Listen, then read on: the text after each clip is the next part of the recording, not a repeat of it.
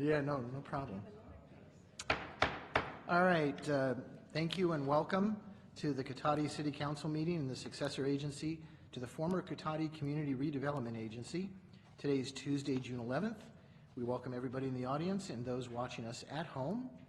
And before we do a roll call, I would just like to introduce everybody that's up here tonight.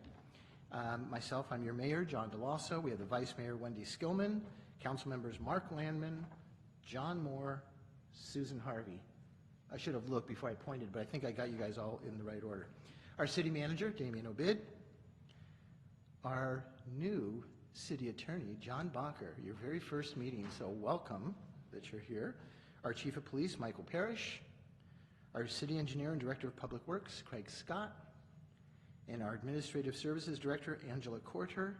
I see another person at our staff table, and I remember you, but it's been a while. I know why you're here. Can you read his name from there? Bob Smith, that's right, code enforcement. Thank you for being here. That'll be one of our agenda items this evening. And I've gotten everybody, and our city clerk, Lauren Burgess. All right, with that, I guess we could take a quick roll call, even though it seems like we're all here. Councilmember Moore? Here. Councilmember Harvey? Here. Mayor Deloso? Here. Vice Mayor Skillman? Here. Councilmember Landman? Here. And I am going to ask our honorary mayor, Kays, to come up to the podium and lead us in the Pledge of Allegiance. If you could all stand, please. I pledge allegiance to the flag of the United States of America and to the republic for which it stands, one nation, under God, indivisible, with liberty and justice for all. All right, thank you very much for that. We are now already at item 4, which is approval of minutes and notice of waiving of reading of all resolutions and ordinances introduced and or adopted under this agenda. So moved. I'd second. We have a motion and a second, and I have a correction. Oh. I'm so excited when I can find a typo in the minutes. It just love that.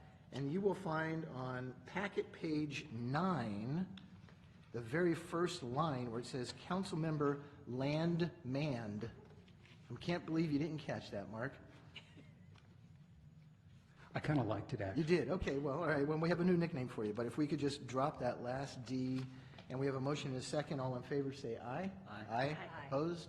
Abstentions? Please show that's a 5-0 vote in favor for those incredibly wonderful minutes. And we'll move on to item 5 now, which is announcements. Meeting orientation for new audience and viewers. In conformance with the Brown Act and the adopted City Council rules, the meeting agenda includes items labeled as action items, where the City Council will consider the item and citizens are afforded the opportunity to provide comments relevant to the item being discussed. The meeting agenda also includes a citizen's business item, which is the designated place on the agenda where citizens have the right to say whatever they wish. The City Council may or may not choose to respond to comments as the government code allows. However, if the City Council declines to respond, it should not be perceived as giving credence to or agreeing with any statements that the City Council or its members believe are incorrect, misinformed, or purposefully biased. The City of Cotati has special open office hours on Monday evenings from 5 p.m. to 7 p.m. by appointment in the Community Development Department at City Hall as part of its Cotati Open for Business program. This program provides personalized assistance and information to developers, current Cotati business owners, and those interested in starting a new business within the city. The Rohnert Park Cotati Regional Library hosts events for all ages, including art exhibits, book clubs, and children's programs. All events are free and open to the public. For more information, call the library at 584-9121 or visit them at sonomalibrary.org. The Cotati Historical Society Museum is open regularly the second Tuesday of each month from 5 to 7 p.m., Saturdays from 1 to 4 p.m., and by appointment. For more information, call 707-794-0305. Citizens interested in receiving City of Cotati community alerts via text or email are encouraged to sign up at nixle.com or by texting your zip code, 94931, to 8, yeah, thank you very much for that. And you text it to 888777. And finally, Measure G supports police services, a variety of recreation programs for all ages, and the maintenance of our streets, parks, and public buildings. See details on the web at cotadicity.org. All right, that brings us to item 6, which is our honorary mayor. We're going to ask Hayes to come back up. And it's a little bit out of sync because you were here about a month ago, but that's okay because, you know, vacations are things you need to take advantage. When the staff told me that you were coming back to this meeting, I was like, wow, that's very impressive that he's taking that responsibility. So I know you were given a little bit of a homework assignment, and if you got some feedback from friends, we'd love to hear about it. So take it away. I definitely do. So one of the first ideas that we kind of came across is promoting and advertising more youth sports. So Cotati doesn't have any real youth sports programs, and so I think that we should be more promoting other local sports programs, so like baseball, basketball, soccer, football, flag football. Like one example is flag football. I didn't even know that existed until someone told me about it, and then it ended up being so great because it's something where it's fun, and like for kids who don't really like the whole tackling part of football, it's a way for them to just play the sport that they love.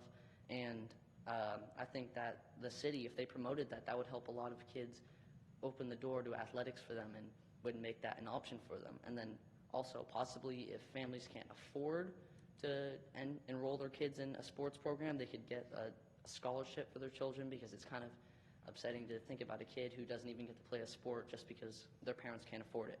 So if that's possible. So my second idea is making downtown a more kid-friendly area. So downtown there's a lot of bars and adult-only places, so it's really a spot that kids can't really go into.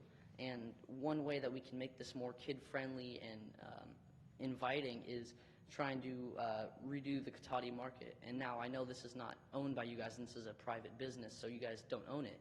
But the market is kind of sketchy and is a place that a lot of people probably don't feel very safe in, and it's not a very approachable place. And if we were able to make that more kid-friendly and more inviting, I feel like that would really make downtown feel more approachable to children, and kids can have a lot more fun and feel like that's somewhere that they can go to and have a good time with their friends. So another idea I have is promoting and getting more involved in Roanoke Park schools. So I know there are only a few, if one, school in Cotati, and I think promoting and supporting those schools in Roanoke Park would really help, because a lot of the residents in Cotati end up sending their kids to Lawrence Jones or Rancho Cotati, and that's something I feel that the city could help promote. And like things like, I'm not saying this specifically, but like for example the Expeditionary Learning Program, just because I feel like that's something that a lot of our citizens would be interested in, and that's be something that definitely a lot of the citizens' children would be drawn towards. And now my third idea, which was brought to me by one of my friends, was advertising public events, like more for the youth. So I know you advertise like the farmers market and your different events in the park via Facebook, and then also on the website. But those are two platforms that I feel not a lot of kids use. And so some things that you guys could do is possibly making an Instagram account, because that's something that a lot of the youth use, and that'd be something that would be more accessible to children. And then also possibly a text remind, and that's something that kids would be able to take more advantage of and have that information for them. Wow, that's awesome. So are you telling me, because I only have a Facebook page, that I am an older person? I think that's what I heard. I'm okay with that. I just wanted to clarify that. So. Yeah, well. Yeah. Okay. No, that's it. Right. That's okay. Yeah, I would tell him too, so it's okay. It's good. It's good. My daughter has told me for years that Facebook is for old people. I really appreciated that when I heard of that. Anyway, I'm going to come back to you, don't worry. But I'm going to go down to Councilmember Moore, and we're going to go around and see if there's any comments or questions for you. Thank you for your presentation.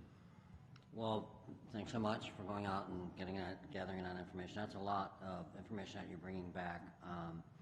I think that some of the ideas that you have would work well with some of our communication and outreach we have, like through the school districts and things like that.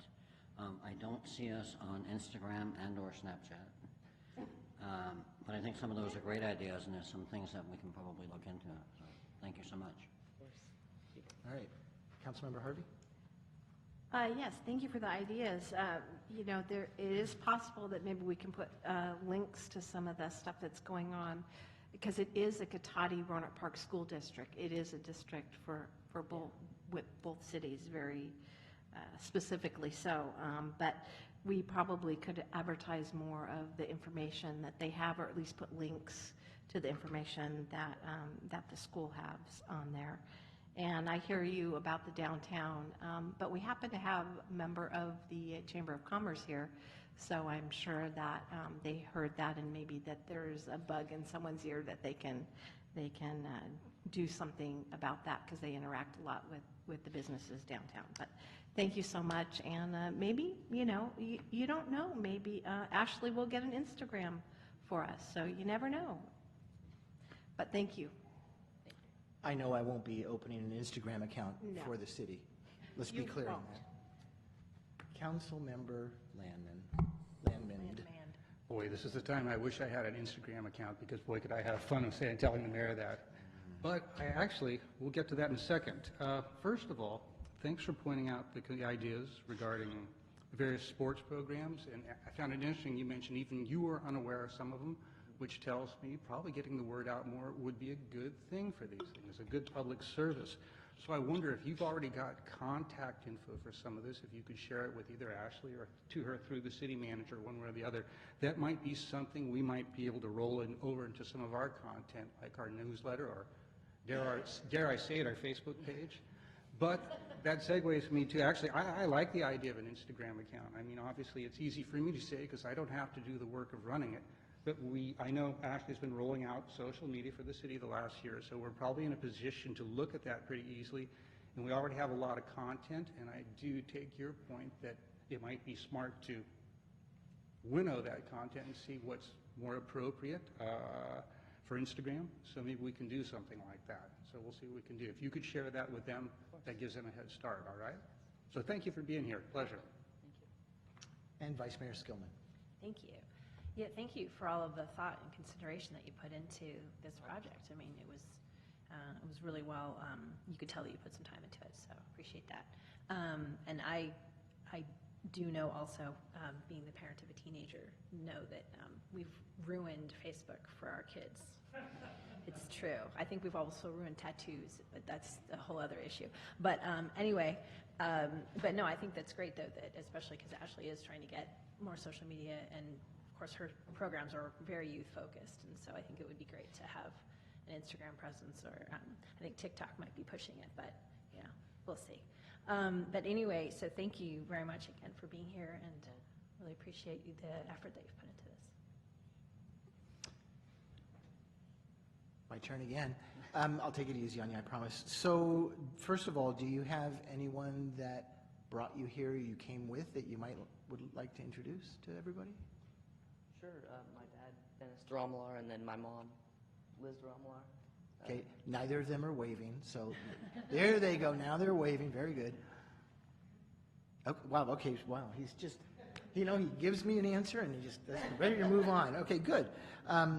So I'm really glad that you came up with some of these ideas. I think I missed something when I was writing it down, though, when you were talking about the downtown being more kid-friendly, and you mentioned the Cotati Market. Yes. I'm not sure exactly what you're speaking of with that. Oh, okay. So, like, downtown's a lot of bars and a lot of places that kids probably don't feel like they could go into or just hang out. But I feel like part of that is also the Cotati Market. It's kind of run down in somewhere that I feel like a lot of kids wouldn't feel comfortable going into. And I feel like if that was a place that kids feel comfortable going to and feel like that's somewhere that they want to go to, that would make downtown a lot more kid-friendly and inviting for everyone. Gotcha. Yeah. it is definitely more geared more towards adults at this point. So, so really good points. Thank you for that. So with that, I'm sure one parent must have a camera and on their phone, and as we present this award to you, they're going to walk up and get pictures of the 5 of us with you. How's that? All right, let's move on.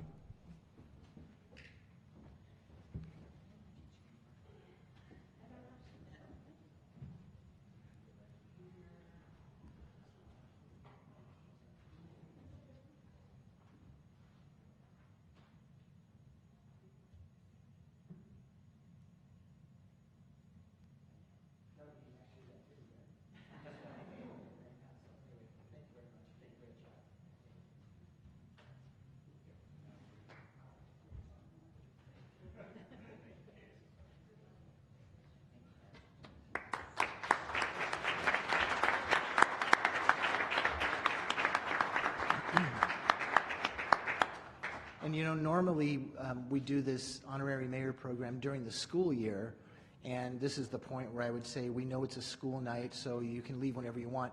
But being that it's summer, you should stay here till the very bitter end of this meeting. It's just an idea. It's up to you. We'll see what happens. All right. Let's move on to item 7, which is the introduction and swearing in of Reserve Officer Ryan Sullivan. I'll turn it over to the chief. Coming up to the podium, Ryan.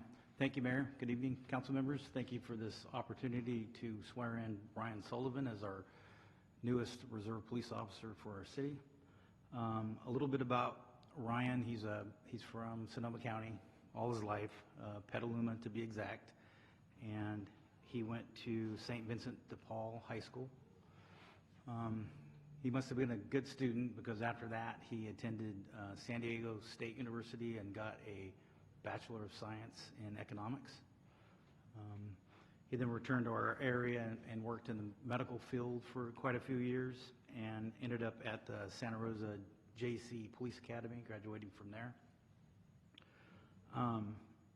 And what's interesting is he is a full-time employee for the city of Rohnert Park.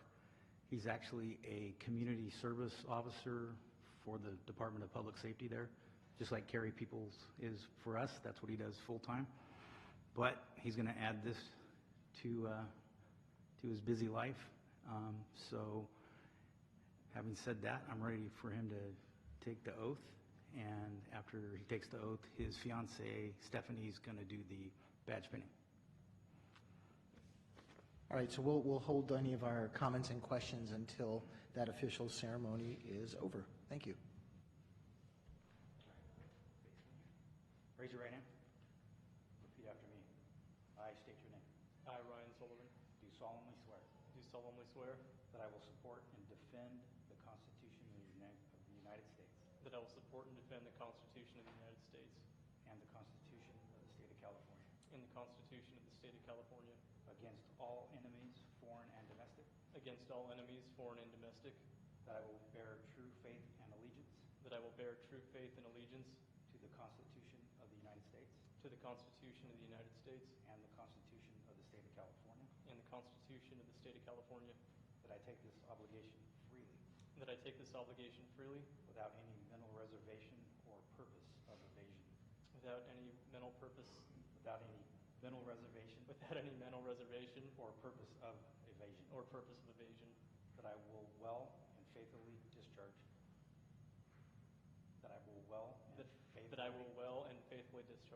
the duties upon which I'm about to enter. the duties upon which I'm about to enter.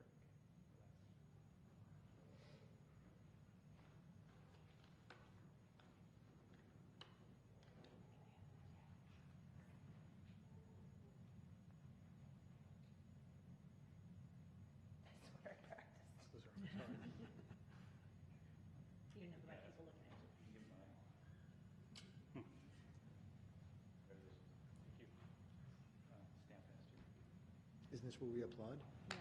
Yeah.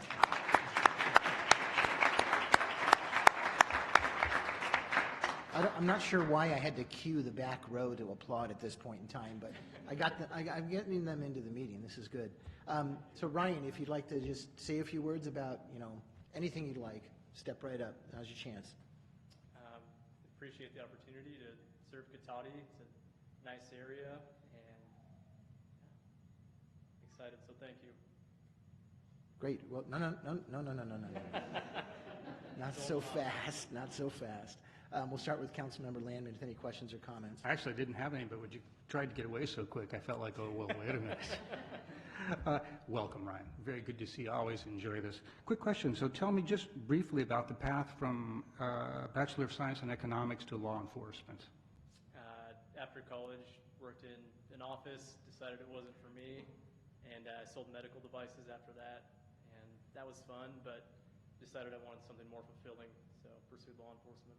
Well, you'll have something different every day in law enforcement, that's for sure. So congratulations to you. Thank you. You should also have some really good background for our new citation program that we're going to hear about later. So economics and police, this perfect match. So Vice Mayor Skillman. You stole my joke, but I'm sorry. That's okay. Notice that it crashed. So lucky you. I appreciate you taking that bullet for me. Not a problem. Oh, well, that was a good pun. So anyway, welcome to Katati. Thank you very much in advance for your service, and it's also nice just having somebody who knows the local area so that you're a little bit more familiar. It's kind of hard sometimes when somebody comes from far, far away to explain the different neighborhoods and relationships, and so you've been a neighbor, it sounds like most of your life, either at Petaluma or now even working in Roanoke Park. You're right next door, so that's fantastic. So thank you very much for making the decision to come and be part of our reserve. I appreciate the support. Thank you. Councilmember Harvey?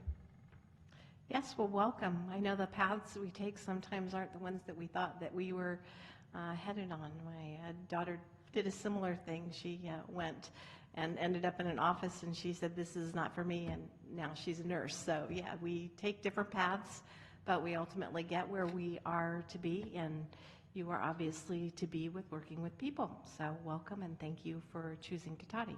Thank you. All right, thank you. And Councilmember Moore. Ryan, welcome. I have a couple of quick questions for you. As a community service officer in Roanoke Park, I'm curious why you are interested in coming over to Katati versus staying with Roanoke Park and becoming a policeman firefighter.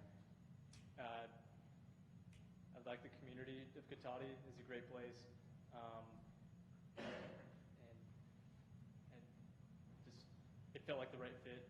People seem happy here. So I decided to give it a shot, and Chief Parrish was kind enough to work around my schedule at Roanoke Park so I could give it a shot, and so far it's been great. How long will you be staying with Roanoke Park, or do you know? I don't know. Okay, just because you're just a reserve officer at this point. Yes, sir. Okay. Well, I'll try not to hold that against you. And then the only other point I was going to make was not also holding against you the fact that you're from St. Vincent's, because both John and I went to St. Vincent's just a couple of years ago. So welcome. Thank you. Excellent. Thank you. Yeah, I was thinking about that too. I mean, I graduated from St. Vincent's in '79. Would you graduate in 80, 81? Were you even born? Don't even say no. Why did I even ask that question? Gee. But I did, the chief did say, something to the effect of that, he graduated from St. Vincent's, and obviously it gave him a great education, and then he went on to San Diego State or University? Yes, yeah. sir. Yeah, so that's kind of being redundant, saying if you went to St. Vincent's, you got a great education. I just want you to remember that in the future. So with that, welcome. We hope you have a nice long career here. We're going to see as things open up, maybe, something will happen sooner than later. And just like with our honorary mayor, you're not in school, back row's not in school, but if you guys need to cut out, clearly you've got good reasons. So again, Ryan, congratulations and thanks for joining our team. Thank you.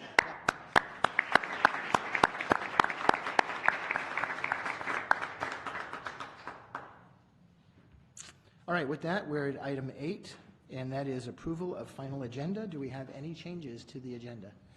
Just one suggested change, moving item 13A up to before citizens' business. Before citizens' business? Yes. Okay. Yeah, I think we have a little one in the audience, so, yeah. I know. Are we going to appoint the baby to the planning commission? Yes. Oh, well, see, okay. Then, yeah, no, we'll definitely move it up. All right, so move 13A up.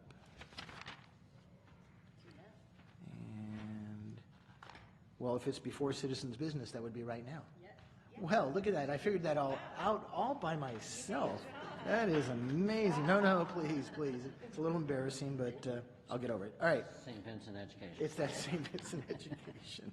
All right, we will now take, slightly out of order, item 13A, which is under the regular agenda, which is appointment of a planning commission member. And I will turn that over to the city manager. Yes, thank you, Mayor, members of the council. So just really briefly, this is outlined in the staff report.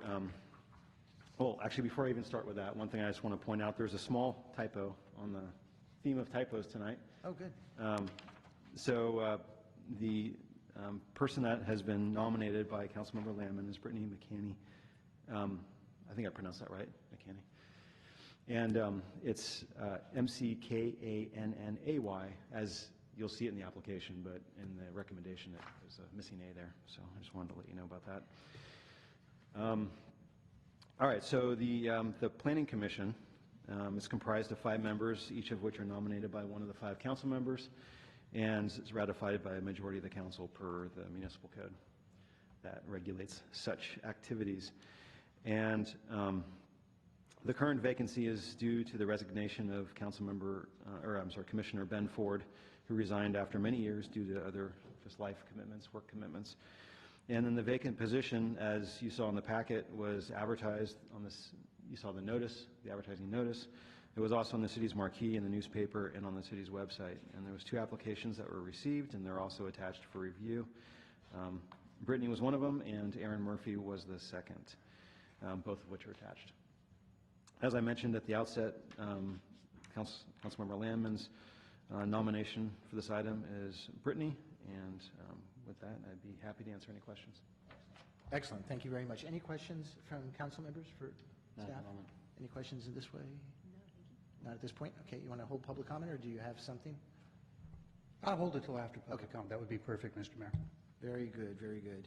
And then I think what I'd like to do is, first of all, ask Brittany to come up to the podium. You don't have to recite any speeches of any kind.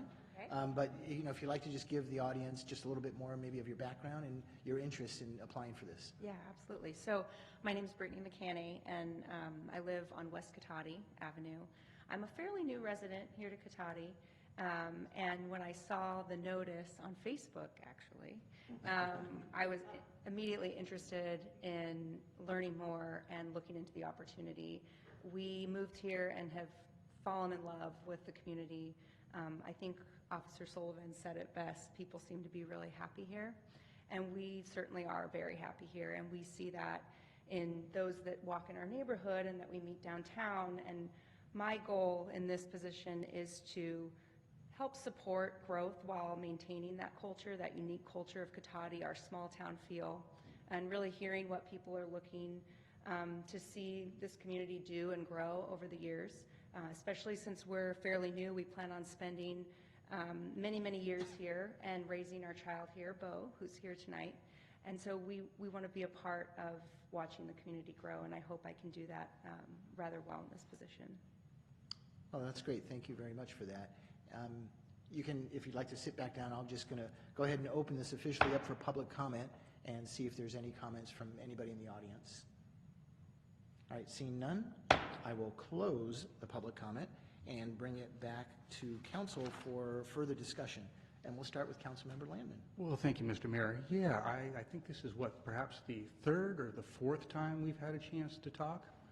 I actually just had a chance to meet Ms. McCannay and her husband at a recent planning meeting. We had a conversation. She shared pretty much, I think, what she just shared with you about her feelings about the community, how much they like it here.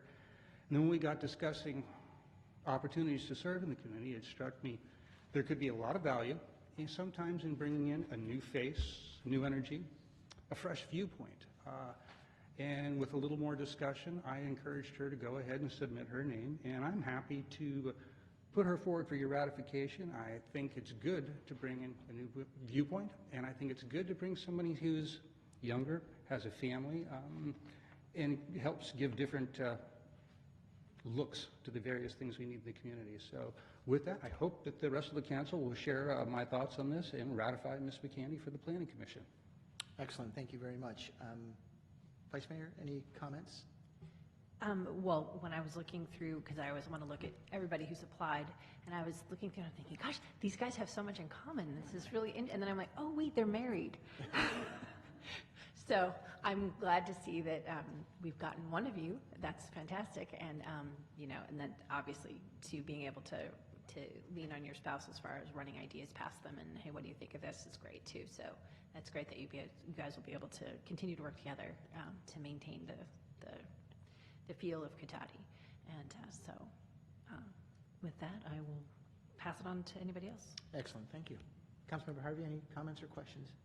Yes, I actually met Brittany and her husband actually at the Planning Commission meeting too, and it was very nice to hear a new perspective and new people coming in, and it is always wonderful when people view Cotati as their home and want to make it better. So I applaud you for that, and this is one way of doing that, is to serve in the capacity to help build the community. So thank you for that, and I wish you and your family a long stay here. So thank you. All right, thank you for that. Councilmember Moore? I would just echo the council's sentiment. I think it's great coming in, having a young family and wanting to be part of the community and continue to allow the community to thrive is great, and thank you. Thank you very much for that. Yeah, Brittany, really appreciate it's a commitment.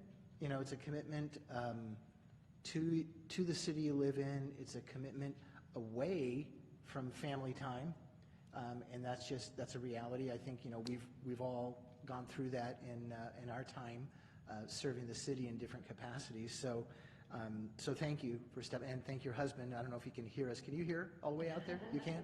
Good. Thank you guys both for applying. I know you're going to continue to stay interested in all of the things that are going on in the city, so we really appreciate that. Okay, with that, If you're looking for a motion. I'm looking for a motion. Unsurprisingly, I'd like to move that the council ratify the nomination of Brittany McCanny to fill the vacant Planning Commission position. I'll second that. All right, a motion and a second. Any further discussion? Seeing none, all in favor say aye. Aye. Opposed? Abstentions? Please show a 5-0 vote in favor, and congratulations to you and your husband, and get that baby home, because he's probably going to be irritated like I am because of the heat. So no doubt. Yeah, I know, I was going to say the baby rider. Thank you. All right, we will now work slightly backwards in our agenda, and we'll go to item 9, which is citizens' business and public comment for consent calendar items. Any member of the public wishing to speak to the council on any item listed on the consent calendar or any matter not listed on the agenda that are within the subject matter jurisdiction of the council may do so at this time. Pursuant to the Brown Act, the council is not allowed to consider issues or take action on any item not listed on the agenda during this period. Pursuant to City Council Policy 2017-02, comments of any member of the public are normally restricted to a total of 3 minutes in length per person for matters not on the agenda, and a total of 3 minutes per person in length for any and all items on the consent calendar. The mayor may extend the time limit for a reasonable time where a disability accommodation has been requested. And is there anyone with any public comments? Mr. Barrich, please.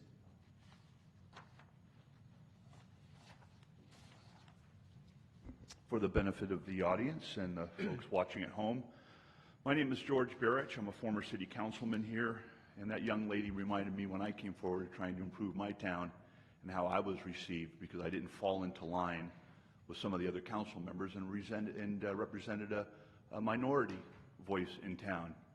And these people haven't heard that story yet, evidently. But anyway, I digress.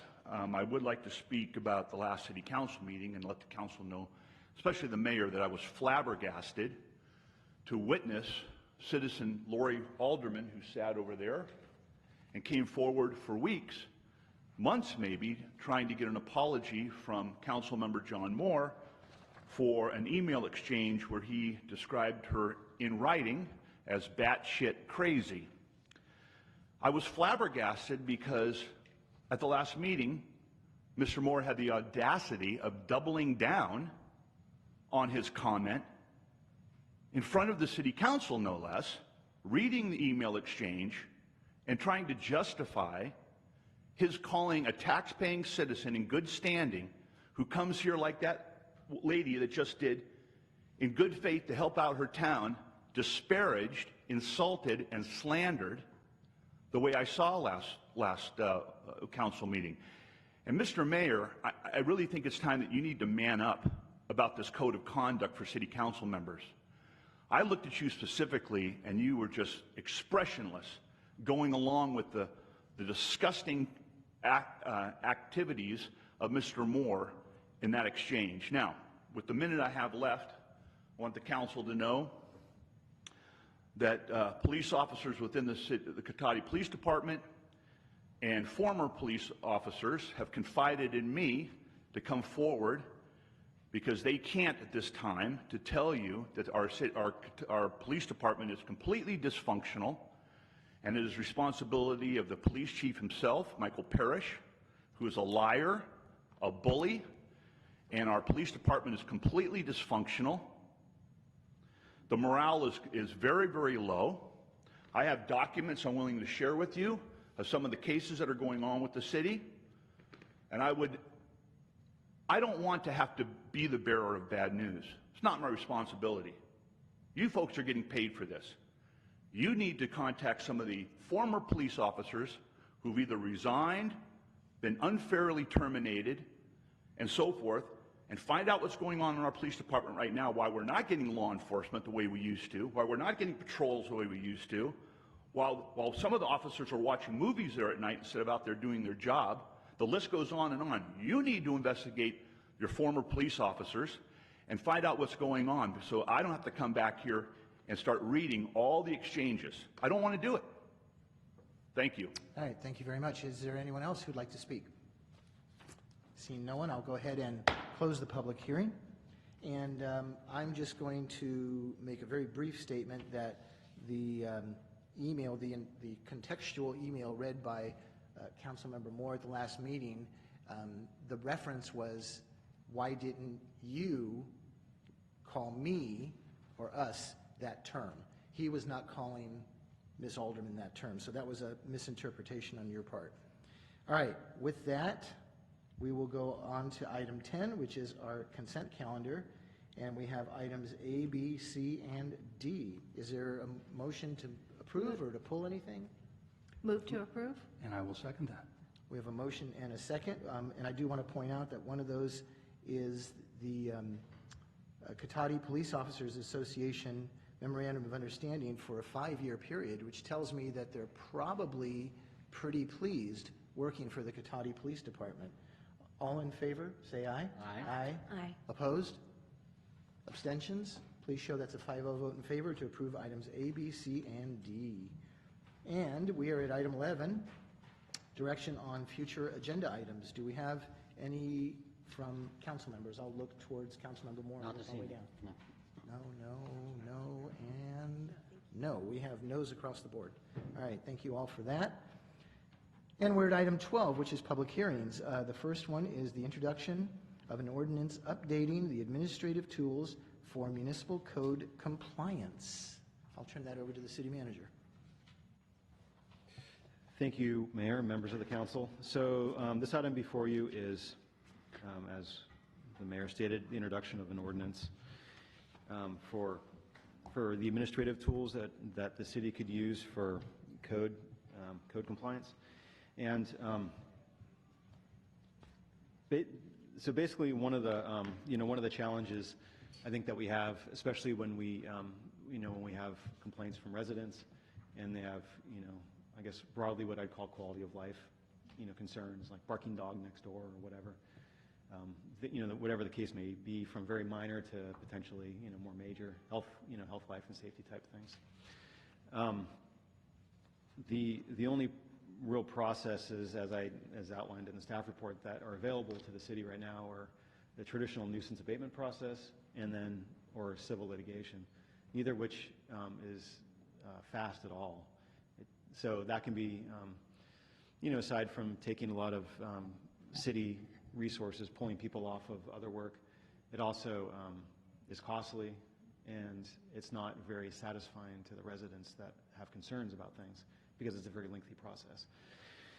And the new tools that are in this are modeled pretty closely on the City of Sonoma's code compliance program, and it basically falls into two categories. One chapter, in the one chapter in Title I would be adding something called administrative citations, and so that's essentially like a ticket for transitory type issues, things that aren't like chronic and persistent, particularly things that aren't property related. Typically, they're sort of transitory issues that might occur and then disappear for a while and then reoccur, and they're impossible to deal with a nuisance abatement process, because you never get anywhere with that type of tool. And so that's one of the chapters that's in the packet. The other chapter is something called a notice and order, and that is for more chronic, ongoing, property-related issues. And that's a process where you basically, let someone know that there's an issue, and they're given time to fix it. And it's only if they don't fix it that we have the mechanism to, increase the level of tools that we can use to hopefully get compliance for the neighborhood that's having issues with whatever the issue is. So generally, I also would want to point out that in both of these tools, there's the normal and required, of course, due process for anyone that feels like maybe the citation wasn't issued properly, or the notice and order wasn't fair, or whatever their complaint might be. It would go to an administrative hearing officer, who's a third party, that would hear the facts and then make a judgment on it. And then if they're not satisfied with that, they also can appeal it further to Superior Court. And it's not and even at the Superior Court level, it's not it's not like a typical legal process. The rules of the rules around it, and are much more relaxed. So you could just go before a judge. You don't have to have attorneys. You don't have to pay for, so it's not like there's a really high bar to go to Superior Court if that's an appeal route that a particular aggrieved person wants to go. And the last couple of things I'll just point out is that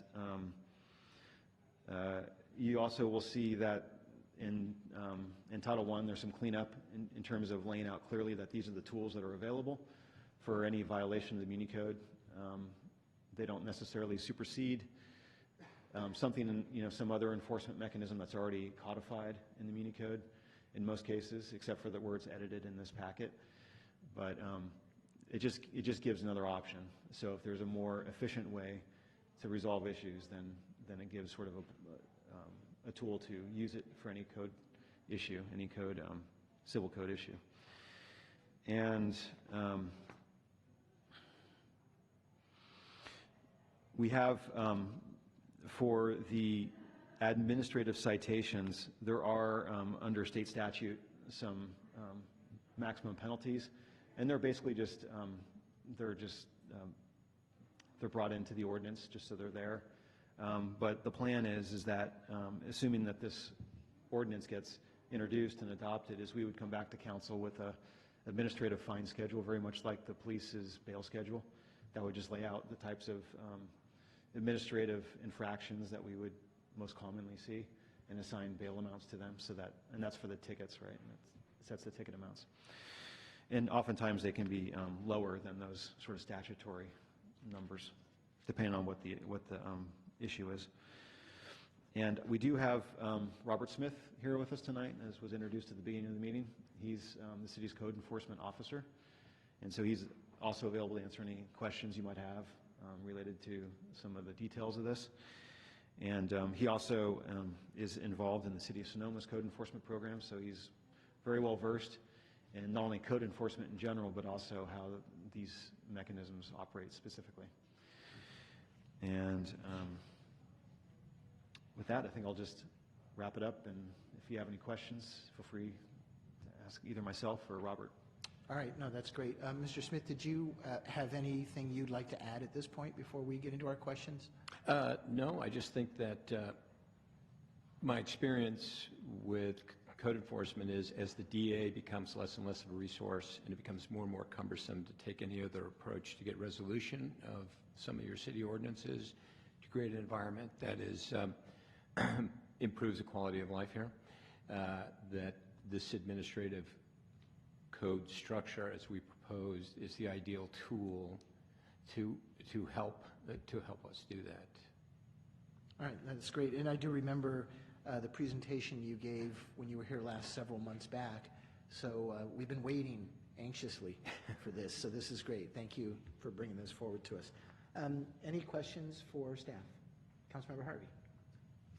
So since this is already in Sonoma, I was wondering how successful as a tool that this has been for them, and how long have they had such a ordinance? Well, I've been the city prosecutor there for 30 years, and it was a struggle getting resolution of these lower level quality of life issues that actually have more of an effect on whether people are enjoying their day-to-day living experience in a community versus more serious crime.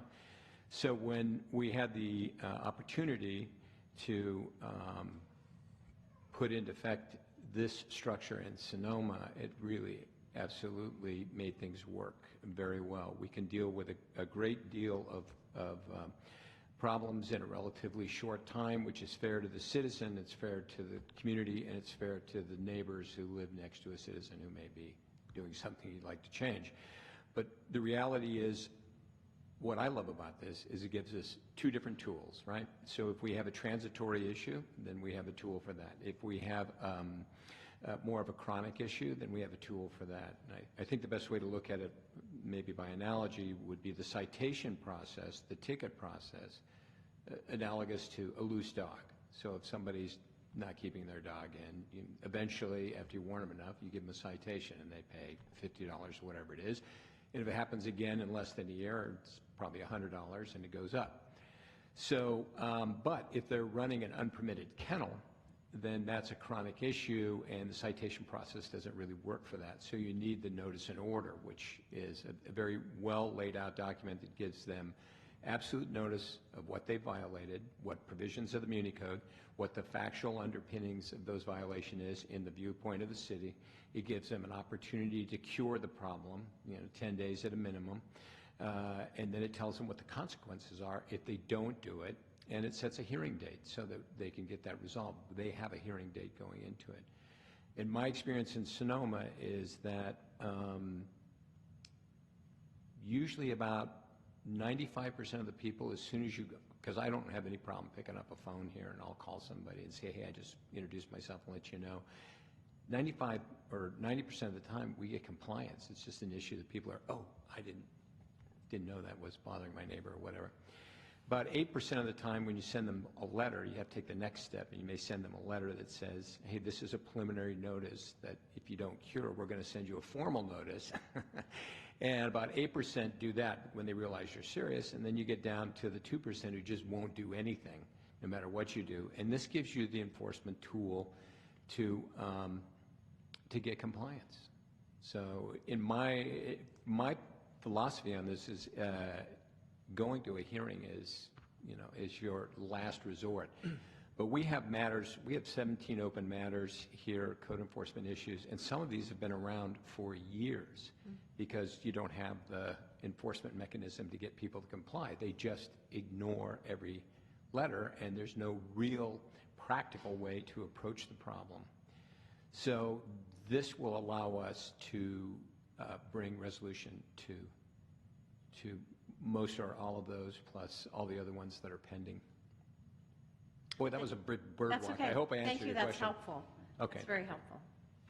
All right, thank you for that question, too. Councilmember Moore? Well, thank you, Mr. Smith. The only thing I had was, what did you find was the most common violations? In Sonoma?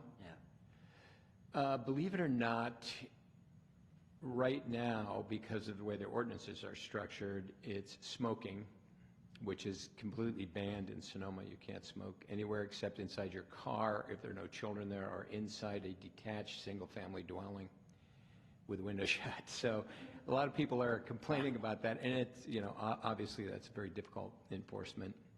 But apart from that, the run-of-the-mill thing a lot of times is garbage cans. They're out in front of the house, they're full of garbage, nobody moves them in. And I know, I didn't ever expect to see that coming when we put this in place, but a lot of people have that. But for the most part, they vary between, you know, a whole panoply of things, leaf blowers or noise or hot tubs, next door neighbor hot tubs making too much noise. Occasionally they get more serious. You get, you know, you'll get building code violations for people who have constructed things believing that they probably didn't need a permit, actually they do. Or an occasional slumlord issue over there. So, but we can remedy most of those with one of these two tools. In fact, we just absolutely put in place the administrative citation process so that we could balance out. We've had the notice and order, the longer process, the one that takes into account chronic issues. We've had that for about 2 years. The administrative citation process is about 6 months old, but we brought that into place so we could deal with that occasional issue that needs to be addressed by, here's a ticket, don't let it happen again, that kind of thing. All right, thank you for that. Councilmember Landman. I keep wanting to say landmanned. You realize that. I can't get that out of my head now. If you slur your words a little, it works either way. I'll respond. Mr. Smith, thank you. Very good to see you here. You know, thank you. Looking at this is something I think we've all seen over the years where we've encountered somebody in the community that has some problem in their neighborhood that is just untenable for them. And I know we've worked hard, and I know our staff has worked very hard and been able to help at times. But as you pointed out, it has not been the perfect solution in terms of getting the results as fully as we'd like, and certainly not in the time frame that we'd like. So I'm really looking forward to this because I think it'll be incredibly beneficial for many people in the community. You know, you mentioned a lot of small things. I've seen much bigger things, but, you know, I have sympathy for all those because if you can't have peace in your own home, if there's something distracting, what's the point of local government if there isn't some way to try and help with that? So I wanted to ask you a couple of things. So this is a proven tool that's been in process in the town of Sonoma for some time. Has it ever been legally challenged at any time there? Not in the city of Sonoma. The concepts have been challenged. This statutory scheme is not unique to Sonoma. It's actually started down in San Bernardino, Riverside County, where they have a lot of issues with chronic property issues. People essentially building above ground landfills, that sort of things. But it was tested. It's tested and true. In fact, there is government code provisions now that authorize cities to do it. So this has a much deeper history than I was aware of and sounds to be a very proven and effective tool. Let me ask you, in the chronic range of problems where we use notice and order, how often does that wind up being kicked up to Superior Court, and how many times is it just resolved when it becomes clear that the city is serious and intends to remedy the problem? It does wind up in, I think last year in Sonoma, we opened 500 cases. We closed 300. I think I was in court 4 times. Okay. Appeals. Those are not bad odds. Thank No. you very much. I appreciate it. That's helpful. And one last thing for the city manager. So I understand you're the responsible party for assigning a hearing officer if somebody appeals an administrative citation. And I understand, obviously, it says here it's not a city employee or an appointed city official. So typically this is some sort of short-term consultant. Is this something that's readily available on demand in the field, this sort of thing? What's the market for this, and where do we find people to do this? Yeah, there are these administrative hearing officers. They're, I think, oftentimes attorneys that do this type of service, and it's pretty common. So they have no ties to us, and they do this everywhere, basically. Yeah. Good. Right, yeah, they wouldn't be exclusive to Cotati, they'd work in multiple places. I would hope not. I don't think they'd have, I would hope they wouldn't have that big a paycheck. Yeah. Thank Right. you. Yeah. All right, thank you for that. Vice Mayor Skillman. Thank you. I think you may have already answered my question, because when I was reading over the general penalty language, there was nothing about notice. But you were saying basically this is sort of a last ditch. They've already been put on notice that there's an issue. They've given an informal opportunity to fix it, then a formal one, and then it would bump up to using this. Is that Yeah, accurate? Or? That's correct. In the notice and order chapter, it spells out exactly what has to be, before you can take any action, the notice that you have to provide. And that's the notice I described when we send the letter over. Here's what you did. Here's the factual base that shows what your violations were. We need you to correct it. Here's what you actually specify for the citizen exactly what they need to do to come into compliance, so it's not, it shouldn't be a mystery for them. You don't want it to be. And then you give them a time period to do it, open for any questions if they have any, and here's the consequences if you don't do it. And we also put in the appeals process for post-hearing. Okay, no, thank you for that, because I was reading through the language and I thought, well, wait, we're saying that each and every day is going to be a separate violation, but we haven't provided notice yet, but then you've explained the process, so I appreciate that. Thank you. All right, thank you for those questions. Yeah, to me, I mean, obviously, the goal here in doing all of this is not to collect a fine. It's to cure the issue. And to have something enforceable, then, you know, that puts the city and its employees in a position to cure whatever the issue may be. And I think that's, to me, that's the ultimate goal here. So it's amazing how, you know, when you're in third grade or when you're in your 50s, if you kind of want to get away with something and you just ignore it and think nobody's going to complain about it, it's the same process. We just got older and we do it with bigger toys. And it's amazing that the compliance level seemed pretty high.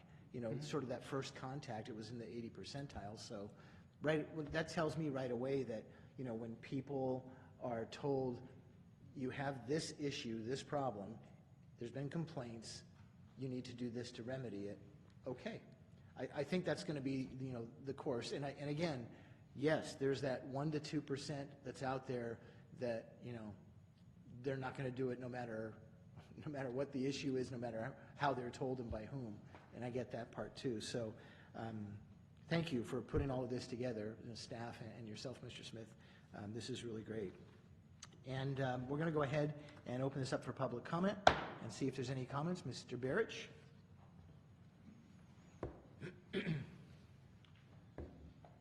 I would like to hear Mr. Smith speak about how possibly Cotati can enforce its city council code of conduct that is violated on a regular basis. That code of conduct was established in 2009, and I've personally seen some 12 or so complaints come forward to the city that have been stonewalled or buried. And I have no idea how many other complaints were out there lodged against the city council where nothing has ever been done that I know of. How the city of Sonoma handles their code of conduct, and when people come forward and those complaints are buried, what the code enforcement officer does. Do citations go out? How is this handled? I would also like to hear about how weed abatement is handled in Sonoma, because it's old news now that the city of Cotati has a hands-off approach about our lengthy and comprehensive weed abatement code ordinance, that they want to take no responsibility for code enforcement. We have city council members with high weeds in their own backyards, and how these code enforcement officers handle the political nastiness or messiness where city council members are part of the 2% that won't do anything about it. Because this is a politically charged issue where favoritism and cover-up can be the name of the game, and how Sonoma handles it. Now, I've heard Mr. Smith's presentation from before. He seems like a very, very qualified and intelligent individual. But this is where we get down where we meet the road here. Rubber meets the road. Because we've had enough of the city council's cover-up. We're in the high weed season, in the middle of a heat wave, and we have public and private property throughout this town that is ready to go up in a firestorm with the light of a match, and how all his efforts are going to be used and come to some good in this town after many of us citizens have complained over and over again that you cannot willy-nilly ignore the laws of this town because it's politically not politically expedient for you to be sending out letters to some of your campaign supporters. All right, thank you very much for your comments. And seeing no one else with public comment, I will close the public hearing and bring it back to council for further discussion. Bless you. Mayor Delasso, if I may. Please. Ask another question of staff. Yep. Regarding complaints, is the enforcement only going to be acted upon if we receive a complaint, or if if the code enforcement officer happens to see a violation in public? So right now we primarily operate on a complaint basis. Obviously, if something egregious is happening that he or one of us notices, then that could potentially be the start of a process. That being said, once he mentioned that there's some pending cases that have been around, and that's the first priority if this gets approved, is to kind of tackle all those old cases and get through that. But then it would probably be a good point at that time to have a discussion about, as a community, are there certain areas that we want to target? But that'll be a subsequent discussion. If there's certain projects or programs that we want to do in the code enforcement arena. Okay, so it's not limited to just complaints from citizenry. That's correct. I mean, it's fully discretionary how much or how little we enforce. That's just the way code enforcement programs are in Cotati or any other place. Right. It's discretionary. Right. Yeah. Okay, thank you. All right, thank you for that question. Any questions further, Councilmember Harvey? No? Councilmember Lim and Vice Mayor? Wow. All right. We're all anxiously awaiting to put this to the test, potentially, if we vote on it here. To me, this, again, seems like the absolutely right approach, and I think, it would behoove us to move this forward. So with that, I would accept a motion to introduce an ordinance. I'd like to move that we introduce an ordinance to amend the municipal code to add additional administrative tools to better address quality of life issues for our residents. Second. Oh, it's okay. You can take it. Neither of you finished saying the word second, so somebody has to finish that. Second. There it is. I was waiting for that other syllable. Okay, we have a motion and a second. Any further discussion? Seeing none, all in favor say aye. Aye. Opposed? Abstentions? Please show a 5-0 vote in favor to move this forward, and thank you all for putting this together. This is great. Thank you. All right, now we are at item 12B, which is the master fee schedule updates and changes. City Manager. Yes. Thank you, Mayor, members of the council. So as you recall, last year we went through the process of to try to make our fee schedules, these are fees for services, for city services, try to make our fee schedules more just easy to use for our customers, because we had several different fee schedules for different, basically more departmental type charges. And so we consolidated them all into one place so that they're easy to find on our website for customers. And last year we did that, which was a great change. And then as part of that program, the plan was once a year, right around the start of the fiscal year, we would come back and just update anything that needed to be updated. Maybe if there's new ordinances added and there's new fees associated with things that we add by ordinance, potentially, it would be another opportunity to kind of annually update it in a more systematic and kind of normal process rather than throughout the year at different times. So that's the background. And the schedule that's before you tonight has some suggested changes. With that being said, though, I'm recommending tonight that we just open the public hearing and then continue the item, take any public comment and continue the item on this one. And that's it. Thank you. That was more brief than I realized. Okay. Do we have any comments for the city manager? Any questions? Yes, Councilmember Harvey. I noticed that there were a few items that have been lined out. Is that because they're covered somewhere else, or they're not needed anymore, or I was not, like there was a grading plan check and inspection, and then there was some police ones also that were lined out. I just was wondering. Yeah, so those are often just redundant or no longer, they're included in a different fee, Okay. that part. Just as, you know, when we took all these different fee schedules and put them all together, it's just inevitable that there's some overlap that just needs to continue to be clarified. It's just not necessarily obvious that they're redundant, but thank you. Right. All right, Councilmember Moore, any questions? Nope. All right, I'm going to go ahead and open the public hearing. Mr. Barrich?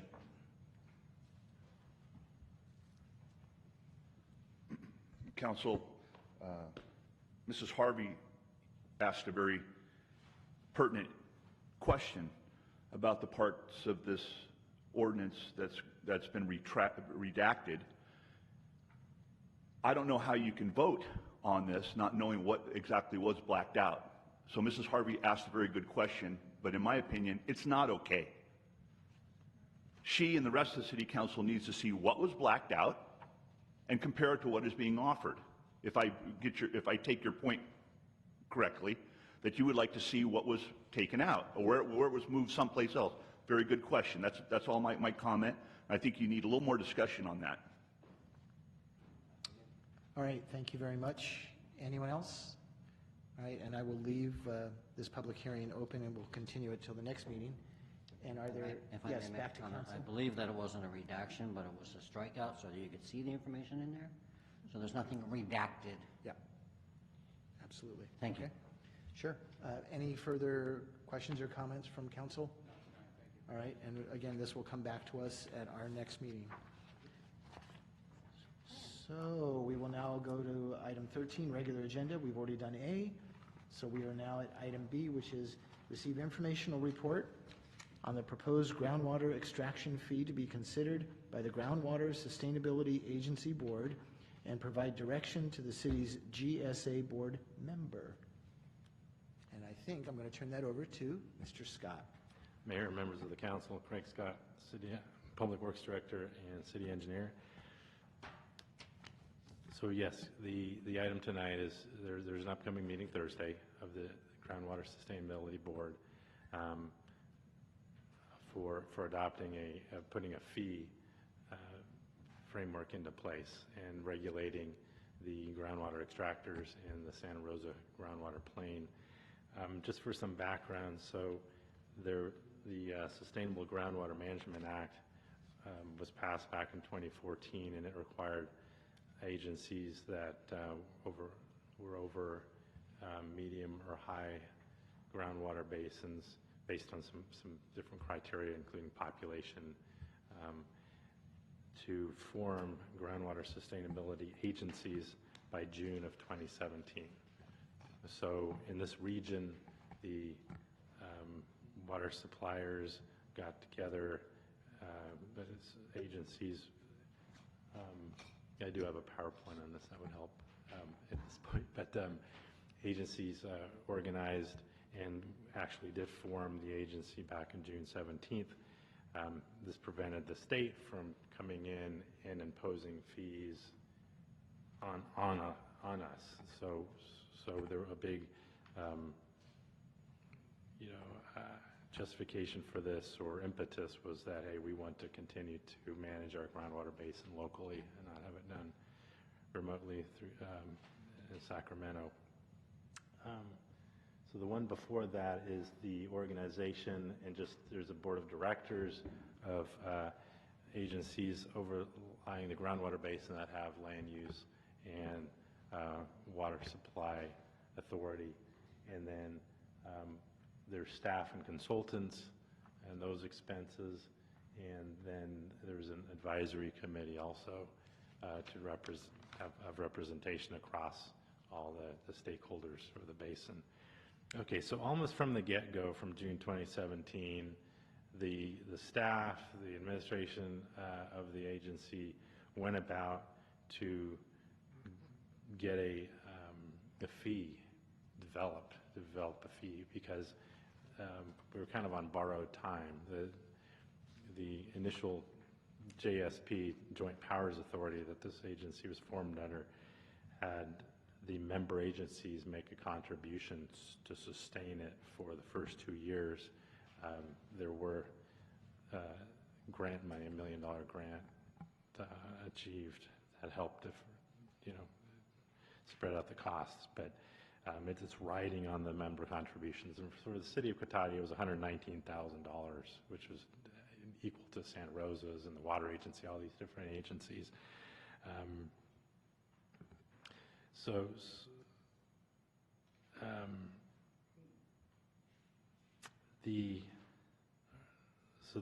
This whole effort to develop a fee has been going on for about the 2 years now, and it's culminating in this board meeting on Thursday. And this is the agenda for it. Just kind of it's kind of small, but there's a number of items that are surrounding that decision. Okay, so there's the first item, which is saying, hey, we need to pass an ordinance that gives us the legal authority to impose a fee and to conduct a well registration program. So that's what that first bullet is. It's just, here's this ordinance, so we have a code that allows us to do this. And then the second one up there, 6B, is to say, hey, here's a study that evaluated all these different methods of imposing a fee. This is the one we're honing in on. It's the one that's most equitable, most legally justified, and and is going to be the basis of our fee, basically. So that's item B. It's all kind of building up, right? And then C is the resolution to actually establish the fee. Just like, hey, we've got this authority, here's this report, that's all the justification for it, it's all approved, and then finally, here's the resolution imposing the fee. And so that's what the board is intent on doing on Thursday. It's been leading up to this point. It's critical to the existence of this agency, really, because without funding, where's it going to be? And so we've got the first 2 years with the intent to have the member agency's contribution get paid back, and this fee is to round out the first phase, which is 5 years from the inception to when the GSP, the Groundwater Sustainability Plan, gets adopted, okay, which is another regulatory deadline. And so at that point, we would then say, hey, here's the plan, here's all the projects. We can reevaluate the fee for the next phase of this agency. Okay, so for the city of Cotati, the annual fee, we're a municipal pumper, so if you look into the fee study, which is included in the staff report, our fee will be based on a 5-year rolling average of our actual pumpage, and which is 264 acre feet for the current 5-year period. And that's on page 164 of the packet, times there's a unit cost of running the agency per acre foot. And that number was derived by taking the total cost of the agency to run it minus the grant funding, and then divide that by the estimated annual groundwater extraction. So that's $19.90 per acre foot. And so our fee is $5,254, basically, per year. And then following page 164 of the report, it it goes through the different estimates for the different user categories in our basin. So you've got the municipal pumpers, and that's easy because our pumpage is metered. And for the other users, the agricultural, commercial users in the basin, there's certain usage factors based on crop type and applied to certain acreage.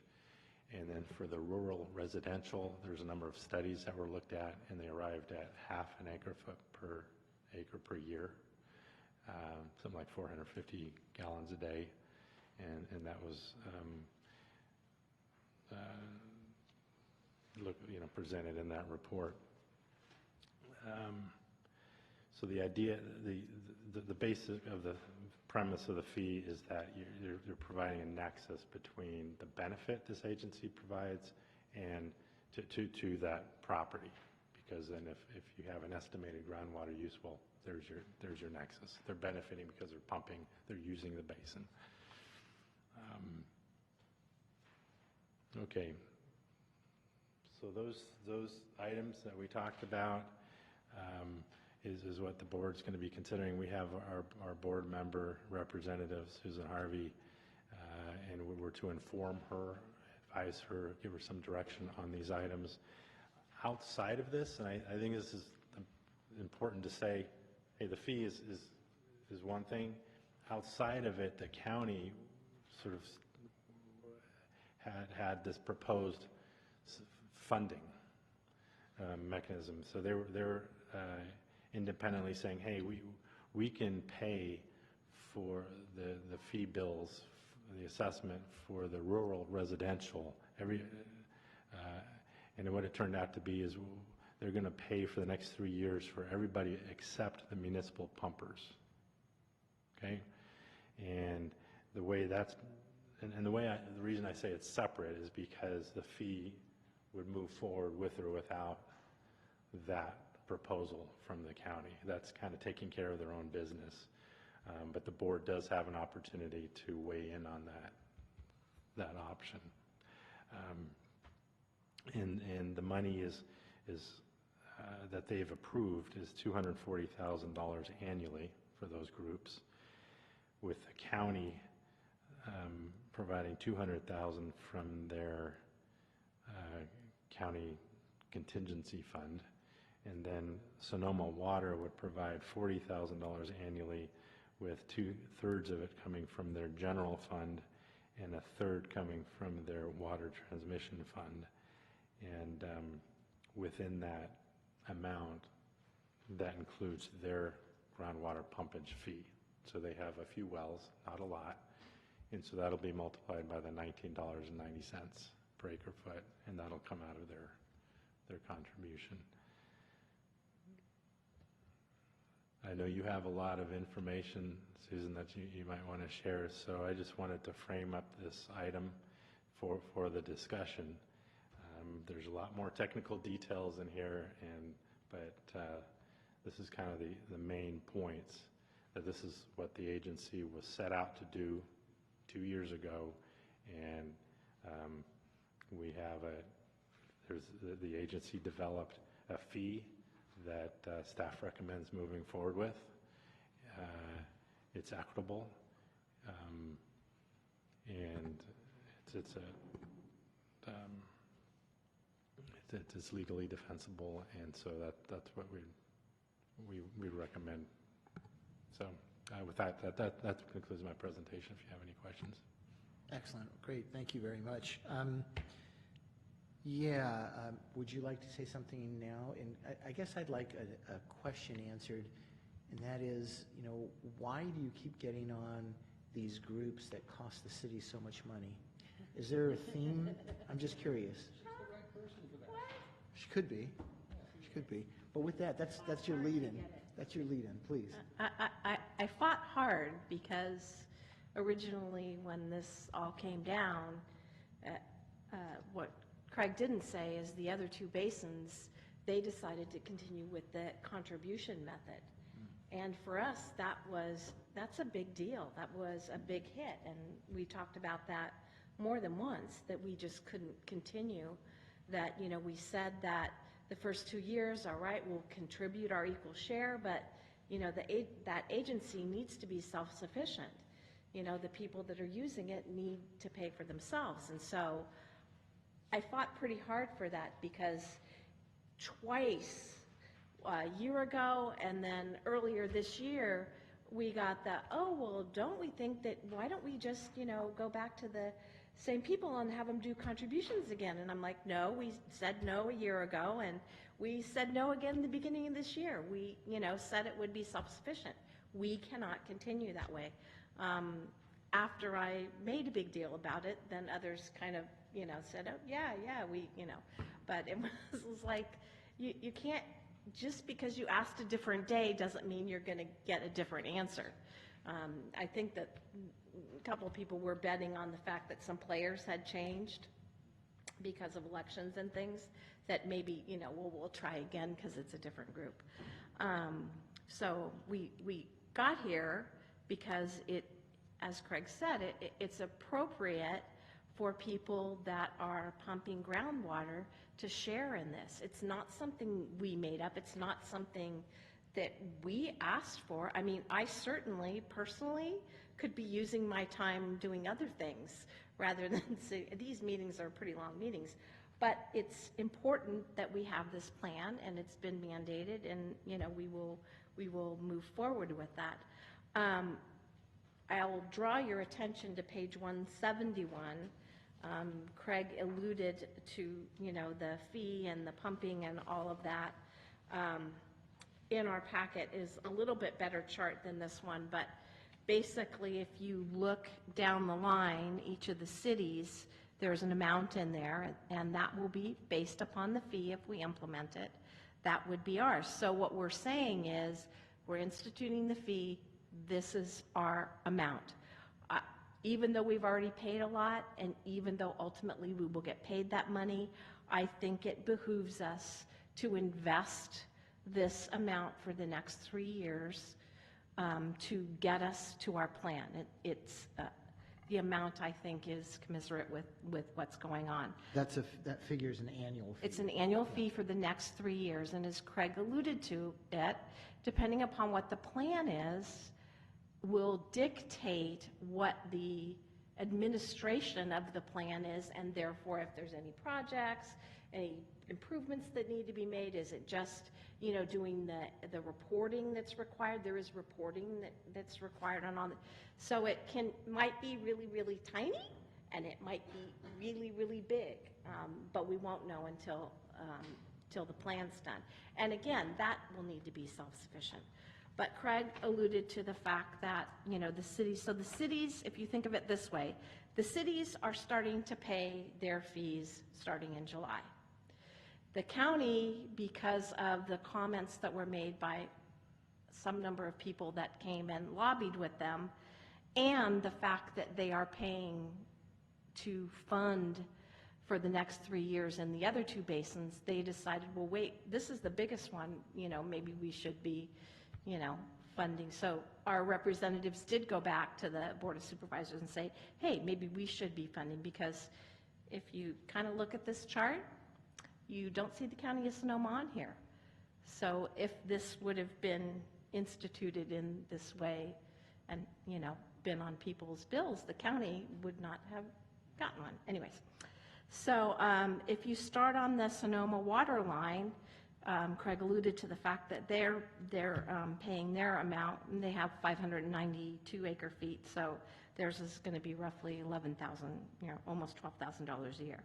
Everything past that, Sonoma State University, Larkfield, small water providers, the agriculture, the rural residential, the urban residential, golf courses, school, all that, that is the money that the county is ponying up so that the fees are instituted, but they are going to pay those on their behalf for the next 3 years.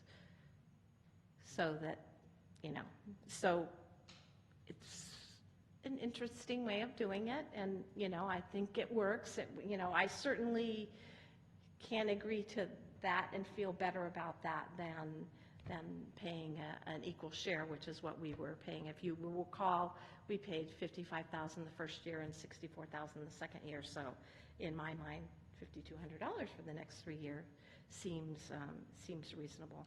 Can I ask a question before you go? Yes. So those, the 55 and 64, whatever the two numbers were, those are to be reimbursed? They are to be reimbursed, and whether or not you remember or not, originally it was going to be reimbursed this year, and they had us come back, I don't know, 6-8 months ago, because again, when they were trying to figure out what the rates would be, that rate of $19.90 per acre foot would have been much higher had all of those contributors been paid back right away. So we said, let's keep these costs down low.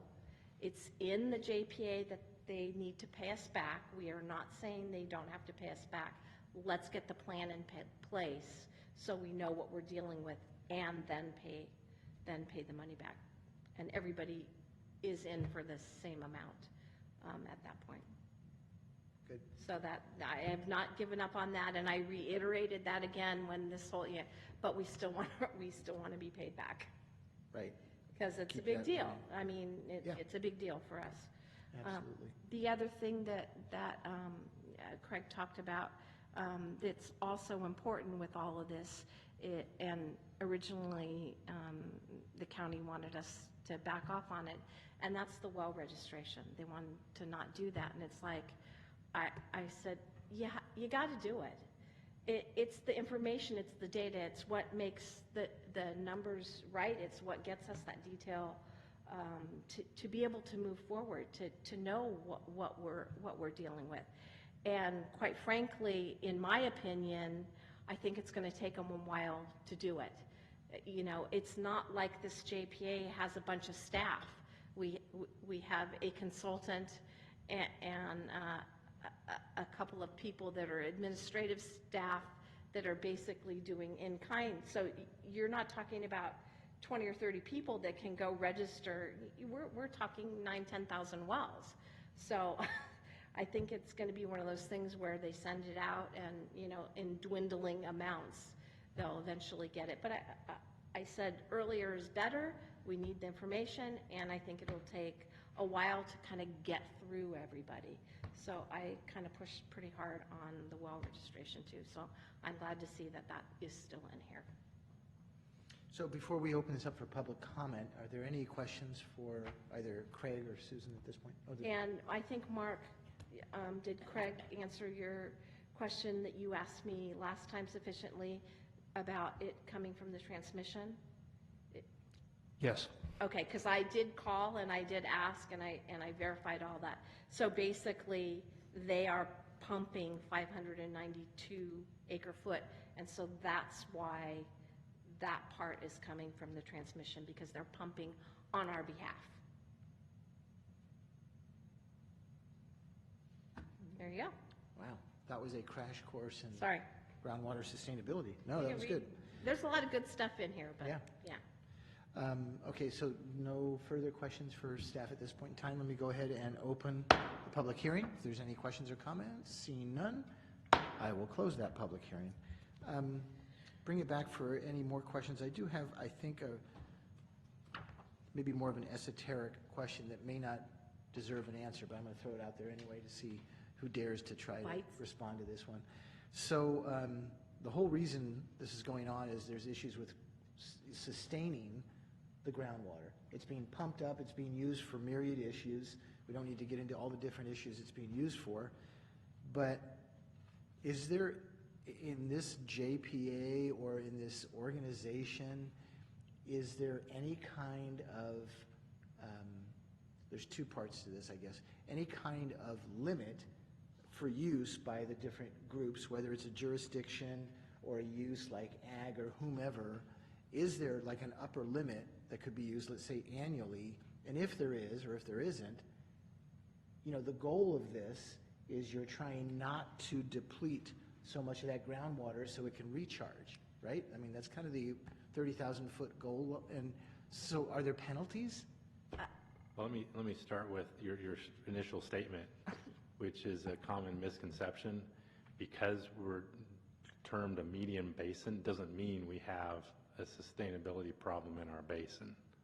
It's like I said before, it was one of the criteria is population. Just population by itself gets us a medium Right. category basin.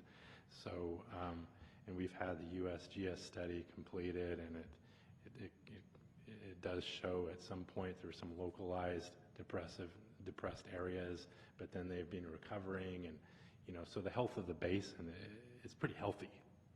So that's not what it's just this regulatory requirement based on all these criteria that were on the list. But is that regulatory requirement really monitoring? I think that's kind of the key here, right? That should be the key, in my opinion, some kind of monitoring of that level. It will be, and they are putting in monitoring wells. That's part of the reporting that ultimately will have to be done. It's just the answer, then a roundabout way to answer your question, there are no limits right now. It's everybody, hey, we just want to know what you're pumping. So there's no baseline at this point. And the effort moving forward, it's similar to the AB 3030 Groundwater Management Act. It's hey, we want you guys to all talk together and work together to manage your basin. And so the groundwater sustainability plan is probably going to be heavy on the hey, what can we do to increase the supply, groundwater injection wells, and better understand our basin and put in monitoring wells, rather than this punitive, hey, we're going to set this limit for everybody. I mean, it's yet to be seen how it all works out, but right now there is no limit being placed on any of the groundwater users. See, my concern is that there are these fees and how they're based on, area foot of acre feet of water. There are some, again, either jurisdictions or entities that money is not as big of a deal as preserving that groundwater. So go ahead, I'll pay it. I'm still using, you guys aren't even, I can use as much as I want because here, I got the money and I can pay it. That's just a concern I have. I mean, if you really want to do what you're talking about, because I went to a presentation 2 or 3 years ago now in Rohnert Park on this very topic, and it was a room full of people, and maybe that was kind of the nexus of getting all of this together. I'm not quite sure, but it was pre any kind of state law. I don't know. I just have a little bit of uneasiness about this. If there's really not a long-term goal of, okay, we don't want to deplete it more than, I'm just making up numbers, 60% of the groundwater. So we will have a plan. It's unclear yet what our plan is. I will tell you that in some of the other areas within California that do have much more severe problems than we have, there are some of the things going on that you're talking about. And they are doing some things, charging more and cutting people off and doing water like exchanges. I'll sell you, I'm not using all mine, I'll sell, stuff like that. As Craig pointed out, I don't think that we're in that situation, but we don't want to get there. Well, we're not there now. We're not there now. We're not there now, and we don't want to get there. So it's, you can't, you have to measure what you want to check, and until we can measure it, then we don't know where we're at for sure.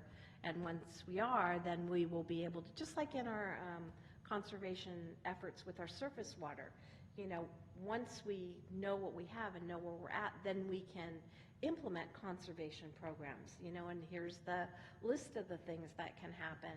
And, as Craig said, we may put injection wells in, we may put retention basins so there's going to be a whole list of things that will come out of that, but that's what the plan is. I guess just to be on the judicious side of things, I'd hate to see any one entity or another start to increase their use, and then all of a sudden say 3, 4, 5 years down the road, you have a plan, you go to set limits, okay, but look, we were here 5, 6 years ago, now we're up here, so here's our limit. Well, no, that's not necessarily your limit if there's a negative effect. So I don't know, I'm just throwing that stuff out there, and I'm in a skeptical mood, I guess, after the 8 o'clock hour. I don't know. And I'll just pass this around to see what other questions or comments. Councilmember Well, Lane. you can never go wrong being skeptical, or at least a little suspicious. If you look back, it wasn't that many years ago, Roanoke Park was using so much groundwater, they had subsidence occurring in some areas, and we forget the history, but actually we're finally told by, I believe it was a federal judge or it was a state judge, but essentially told by the courts, no more. And that's just a perfect example of this. It is what they're looking for here in the next 3 years is a groundwater sustainability plan. And the idea is our representative told us very clearly, know how much we have. We're starting to have that data now in the last few years from the USGS study. Then know how much you're using. That's part of this. And as you fought for, measuring the wells and knowing. And then finally, once you know all that, then you can put something in place to say, okay, how do we make sure we keep this thing full and don't get back to bottoming it out? And I think this is a really good thing. The recognition that water is valuable to everybody, and it's not the wild, wild west anymore as far as water usage. You look back a few years ago, everybody over by where the casino was eventually built probably wouldn't want anybody to come take a look at their well usage. And as soon as they saw that casino came in, all of a sudden they were very concerned, wow, that's all our groundwater is going to go to this. And that's why you want to know what's in there and how much everybody's using so we can make sure that nobody gets taken advantage of and everybody gets the fair share we have to share of the water that we have here. So with that, I'm really pleased to see how minimal the fees are, too, that you've arrived at working in this group compared to the state. They're markedly less expensive, and I think that was lost a little bit.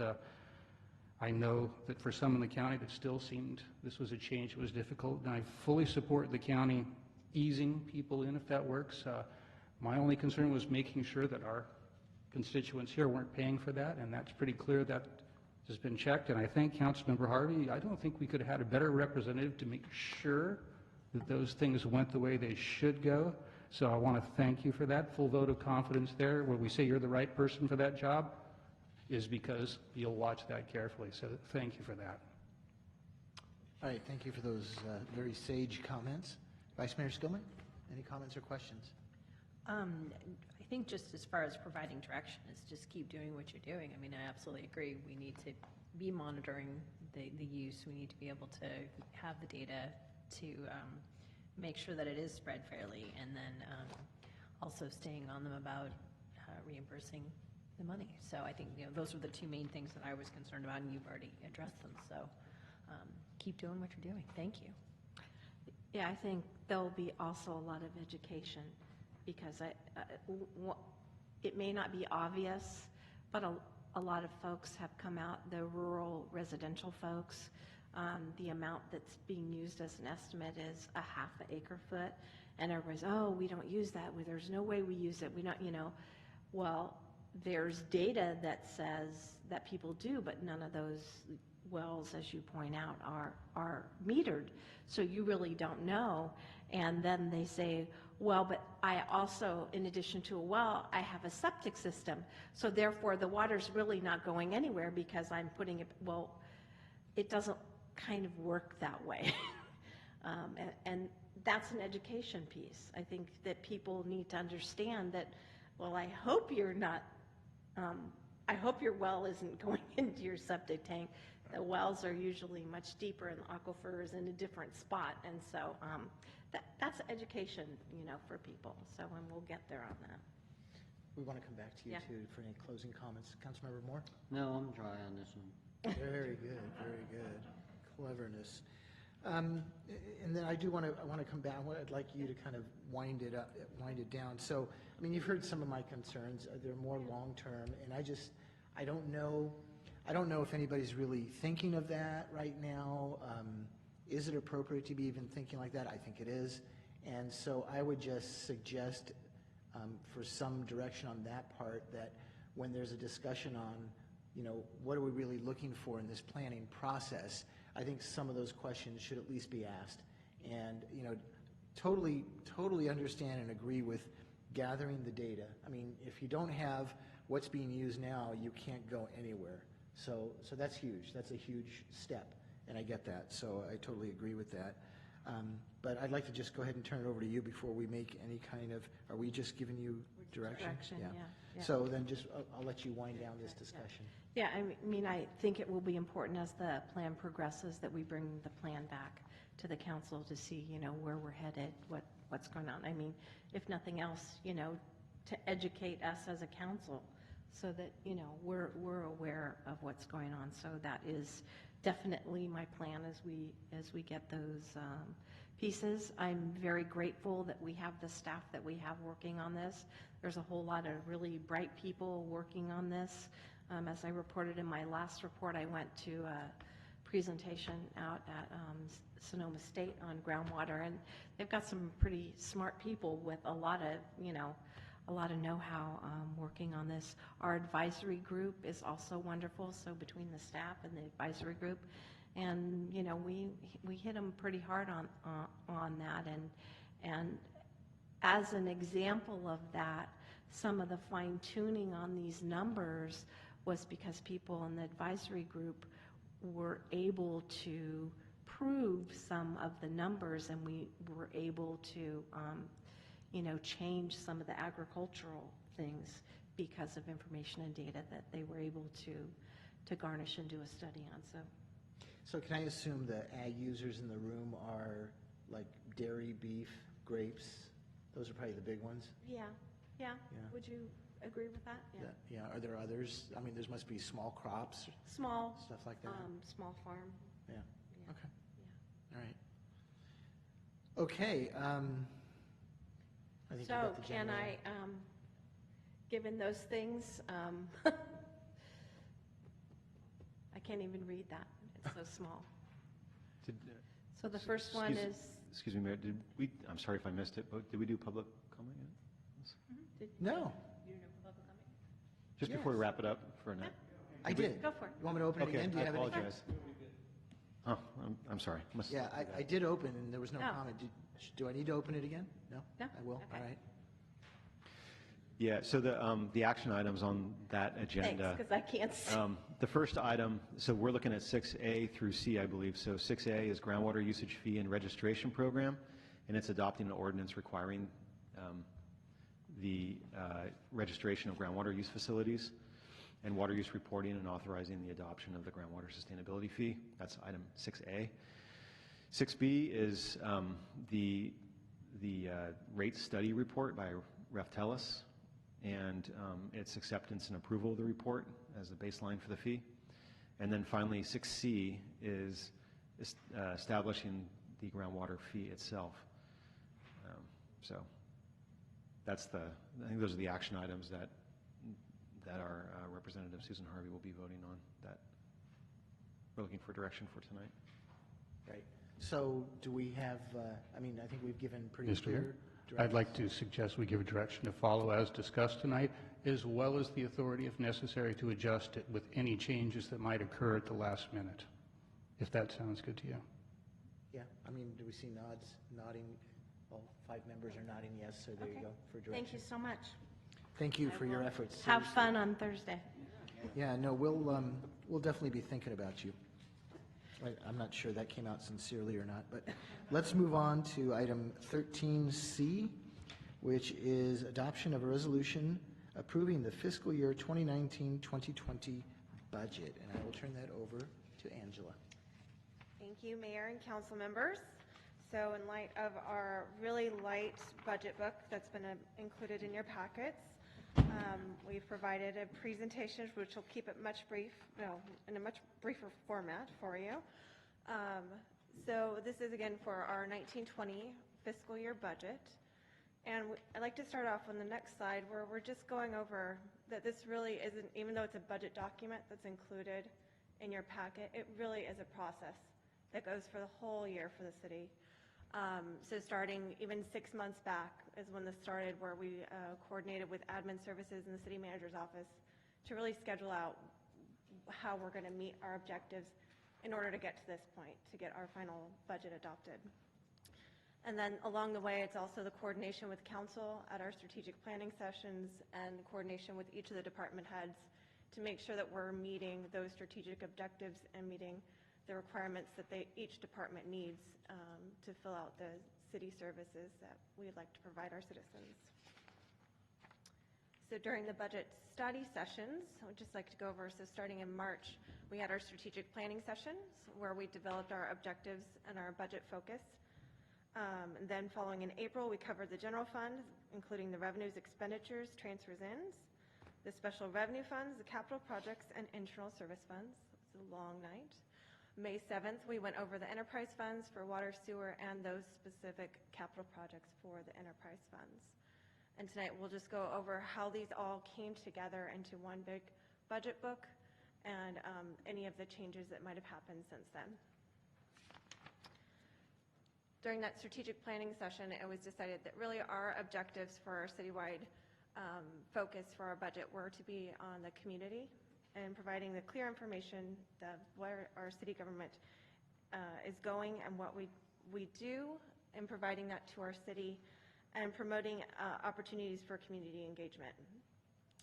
We're also going to focus on infrastructure, maintaining the existing infrastructure and continuing the strategic improvements through utilization of grants, and economic development, which is really supporting our existing businesses and creating key opportunities to ensure revenue growth into the future.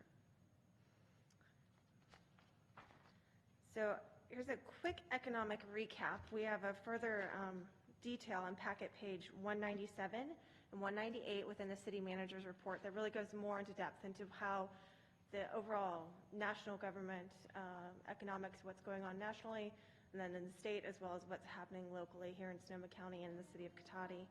But in summary, really, the U.S. economic outlook, while it's still growing, it's becoming more and more uncertain with the, primarily due to international trade issues. We're just at unstable uncertainty in the marketplace. However, we do still have continued job growth, but it's slower than anticipated. And the California economy overall is still looking to grow through 2019, even in this uncertain times. So you'll see on the other side is our unemployment rate. This is as of April. The U.S. economy, the unemployment rate has decreased, and you get down all the way to Sonoma County where we're still decreasing in our unemployment rate, but at a much slower rate than the overall U.S. economy.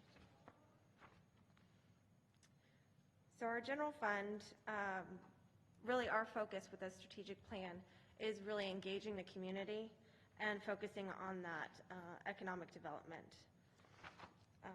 On packet page 235, you'll see an overall summary of the general fund, of the revenues and expenditures.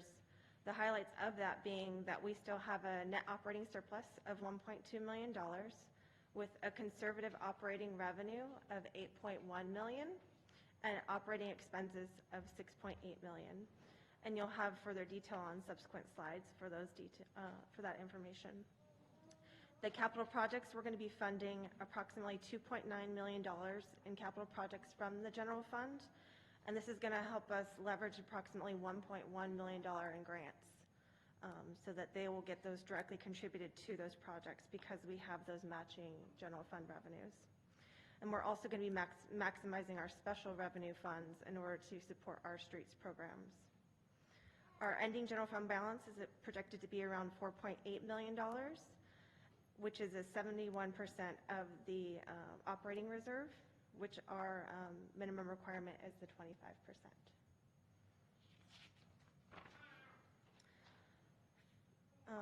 So our general fund operating revenues. So our key focus here for revenues is we want to plan appropriately, but also be conservative because we, again, aren't sure where the economy's going, and so we want to plan accordingly. So know what to expect without over-exaggerating what we want.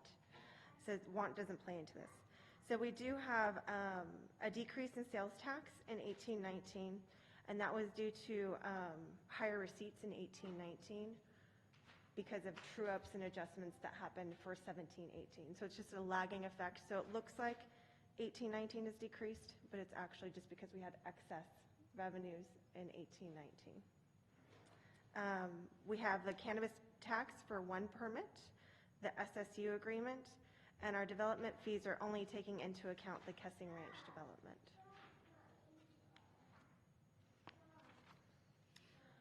So our operating expenditures, these are for items that are affecting each of the departments within the general fund. So I want to go over those in highlights and then go into further detail for each department, what's really causing the changes and different budget differences for those ones. So overall, we do have within our personnel costs, all of our departments, we're budgeting at full staff for our FTE. And we do have one new full FTE for an administrative assistant within the city manager's office. All of the personnel costs include the MOUs that have been adopted to date. So that's all up to date, including any of the COLA adjustments or anything that are already in MOUs that have been adopted. We are including the full lump sum payment to PERS, which reduces our overall cost for the PERS payment. So we do that in an annual lump sum in order to mitigate that cost of the monthly payments. We also have a distribution of $126,000 to our compensated absences fund, which is a new process. Our contract services have increased due to identification of more contract services as well as the adjustments in our FTEs. Our utilities costs, we have included the $12,000 for the possible conversion to the Evergreen, as well, and then our repairs and maintenance, we've included $150,000 for our distribution for the vehicle repairs and replacement fund.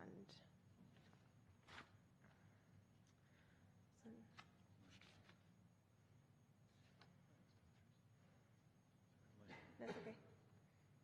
Good. There, yeah. Yeah, no, it's all good. So here's just seeing it on the departmental level of where each department is compared from the 18-19 estimated actuals and the proposed budget. And again, these take into consideration all those highlighted items that just change. The personnel costs are at, again, full employment versus the 18-19, where we do have some positions that are open and being advertised currently. So they are not included in the estimated year end because they're not being paid for right now. So a little bit more into the detail of the department changes. And this is really just going into the departments where we've had a change where it's an increase from our estimated 18-19. So these are ones that are increased from there. So the city manager's office, we have the continued inclusion of the economic development department. We have a new position as described before as the administrative assistant. And we have overall the net increase is due to the allocation of the indirect costs as we continue to identify more contract services that really are allocated contract services that should be applied across citywide departments. The administrative services department has increased because we have a vacant senior accountant position as well as an intern position. We also have an increase for the capital outlay request for an office refresh and the reclassification of our fiscal fees, which currently we're netting against revenues, which really should be grossed out to be a separate expense item as opposed to net against the revenues. The community development department, we are hiring for a vacant director position, and we have, again, the reclassification of permanent expenditures from the other expenses to that contract services. So it's really just an expense movement within the same budget. Again, there's packet page items that are referenced on there. I'm sorry if I didn't explain. So those are on packet page 247 to 250. And then the police departments are packet page 252 to 253. So the police services, we have continued investment in technology services through the Public Safety Consortium. We have purchases of additional body cameras and docking stations in order to efficiently, effectively have body cameras for each officer. And then included is the increased insurance and recruiting, small and other miscellaneous expenses. Overall increases for recreation are the annual software for the rec desk and the insurance, again, other allocated insurance and banking fees, since now they're doing more events, more venues. The rec desk is being used more, which just has more fees. Yeah. So I just wanted to actually interject one thing since she mentioned the word insurance, and so that's my trigger word. I can say something. So I just wanted to we had a discussion about this earlier in the year, I believe, in one of the council reports, not really discussion, just a quick recap of what's going on at REMIF, our insurer.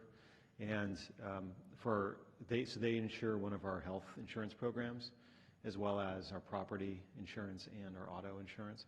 And on the health insurance, it's basically flat, which is good. Auto is essentially flat as well, but property insurance has seen huge increases. And it has nothing to do with the city of Cotati. It's the issue that the insurers are running into is worldwide they're dealing with extreme weather events that are causing massive property loss. And so they are increasing globally property insurance rates. And so ours is, I mean, for REMIF, it's something like, I think, close to a 50% increase. It's pretty large. So I just wanted to let everyone know that that's a component of this that runs through not only Cotati, but all the cities, and really anyone that has property insurance. And that's a really good point, because that is something that is increasing so much, and because police is a significant portion of our FTE, and that is how our insurance is allocated. So that is the outlier for police, is because our insurance did increase for that component. They have the largest FTE. FTE is how it's allocated, and so that ends up being a piece of that. So lastly, the expenses and other income for the general funds come primarily from transfers in and transfers out. The transfers in are the public safety special revenues that get transferred in to cover for our police safety costs. We're estimating again $160,000, which is consistent with prior years. And the transfers out from the general fund are for the capital projects as outlined on packet page 309. The capital projects funds, which are all generated from capital or from general funds as well as special revenue funds, are totaling $2.5 million. The grants fund is $333,000, which is going to have approximately $1 million in grants matching. And then the CDBG fund, we're going to be transferring $72,000, which is going to have approximately $167,000 in grants matching. So segue into the capital projects, which again is focusing on our infrastructure in order to beautify our city. So the grants projects for the upcoming 1920 fiscal year are the School Street Pathway, which is a CDBG grant, the Wayfinding Pedestrian Program for the bicycle and pedestrians, the East Cotati School Street Paving Project, and the Park Equipment Update, each provided by, you can see, different grant programs.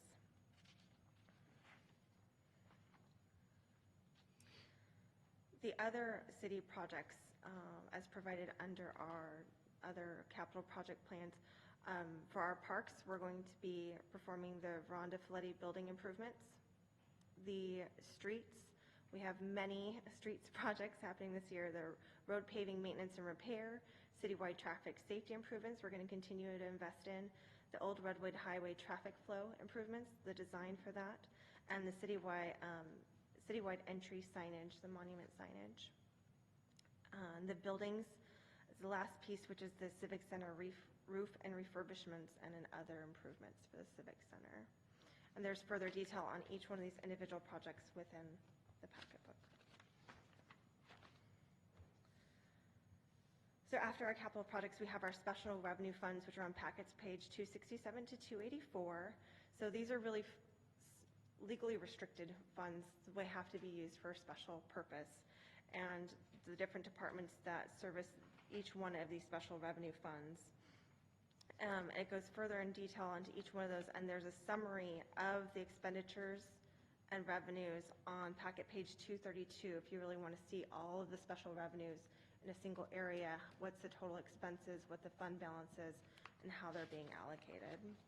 But overall, we're looking at how the special revenue funds are funding our capital projects for the next fiscal year. And again, a majority of it is going into that streets construction and improvements for a total of $437,000, as well as the traffic mitigation is going, citywide traffic safety, I got ahead of myself, for $25,000. The Old Redwood Highway traffic flow improvements, again, is coming from the traffic mitigation fund for $160,000, and the Floody building improvements, which is a part of our Park and Lieu fund, for approximately $210,000. So overall, our special revenue funds are going to be funding a big part of our capital improvement projects for the next fiscal year at $832,000.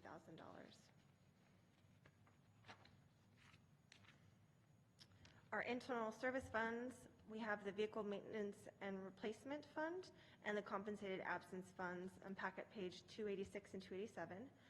So as a big part of this budget year, the 1920 budget year, is going to be the actual costing of the vehicles repairs and maintenance in order to resurface these, replace the vehicles on an ongoing basis going forward, and making sure that there's decent funding there to replace vehicles going forward.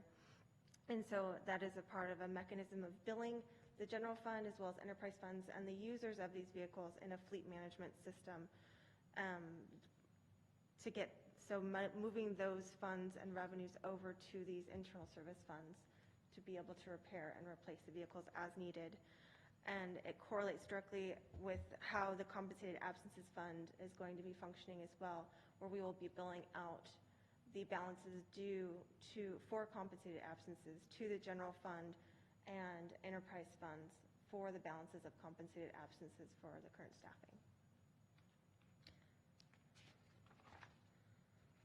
Last but not least, we have our enterprise funds, which focus on our infrastructure again and maintaining our community safety.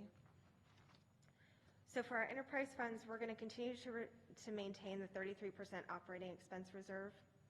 But we know it's in line with our rate study, and our fund balance is expected to decrease, and our general reserve will be closely monitored, and we are evaluating that on an ongoing basis to make sure that we are exceeding our minimum reserve and managing that general reserve in addition to that. Our proposed rate change have been included within the proposed budget, and that rate change is going to be effective June 15th.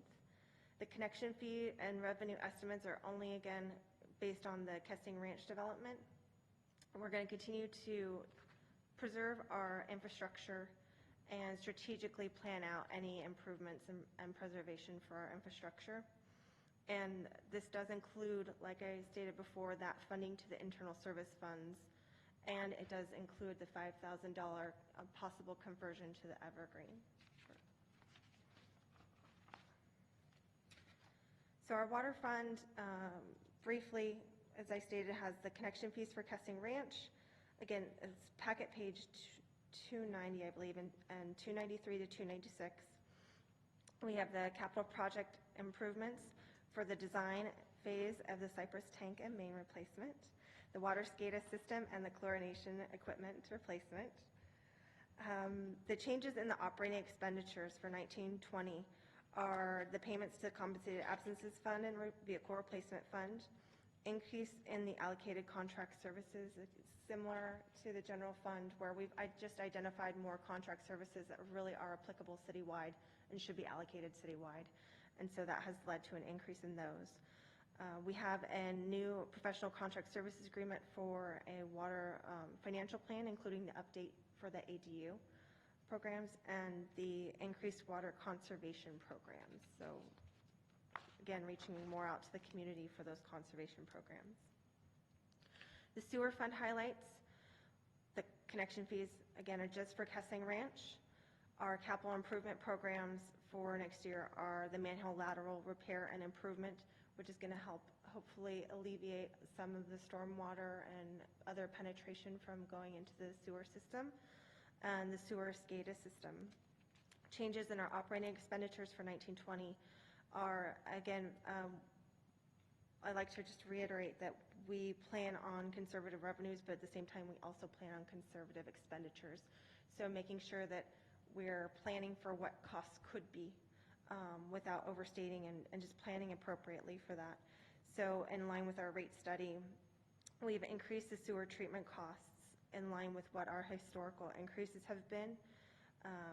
We've had a payment to the Compensated Absences Fund and Vehicle Replacement Fund, and an increase in the contract services, including the contract service for our infrastructure mapping program. Not program. System. So in conclusion, this is our proposed 1920 budget. I know it's a hefty lift, but it really does prioritize the community, the infrastructure, and our focus on economic development. It really is a balanced and sustainable budget for the next fiscal year, and we're going to continue to monitor it and make sure that we are making the fiscally prudent decisions that need to be made and that are in line with this budget document. And I'd like to close it out there and take any comments. All right, thank you for that presentation. So before we go out for public comment, do we have any questions on any sections?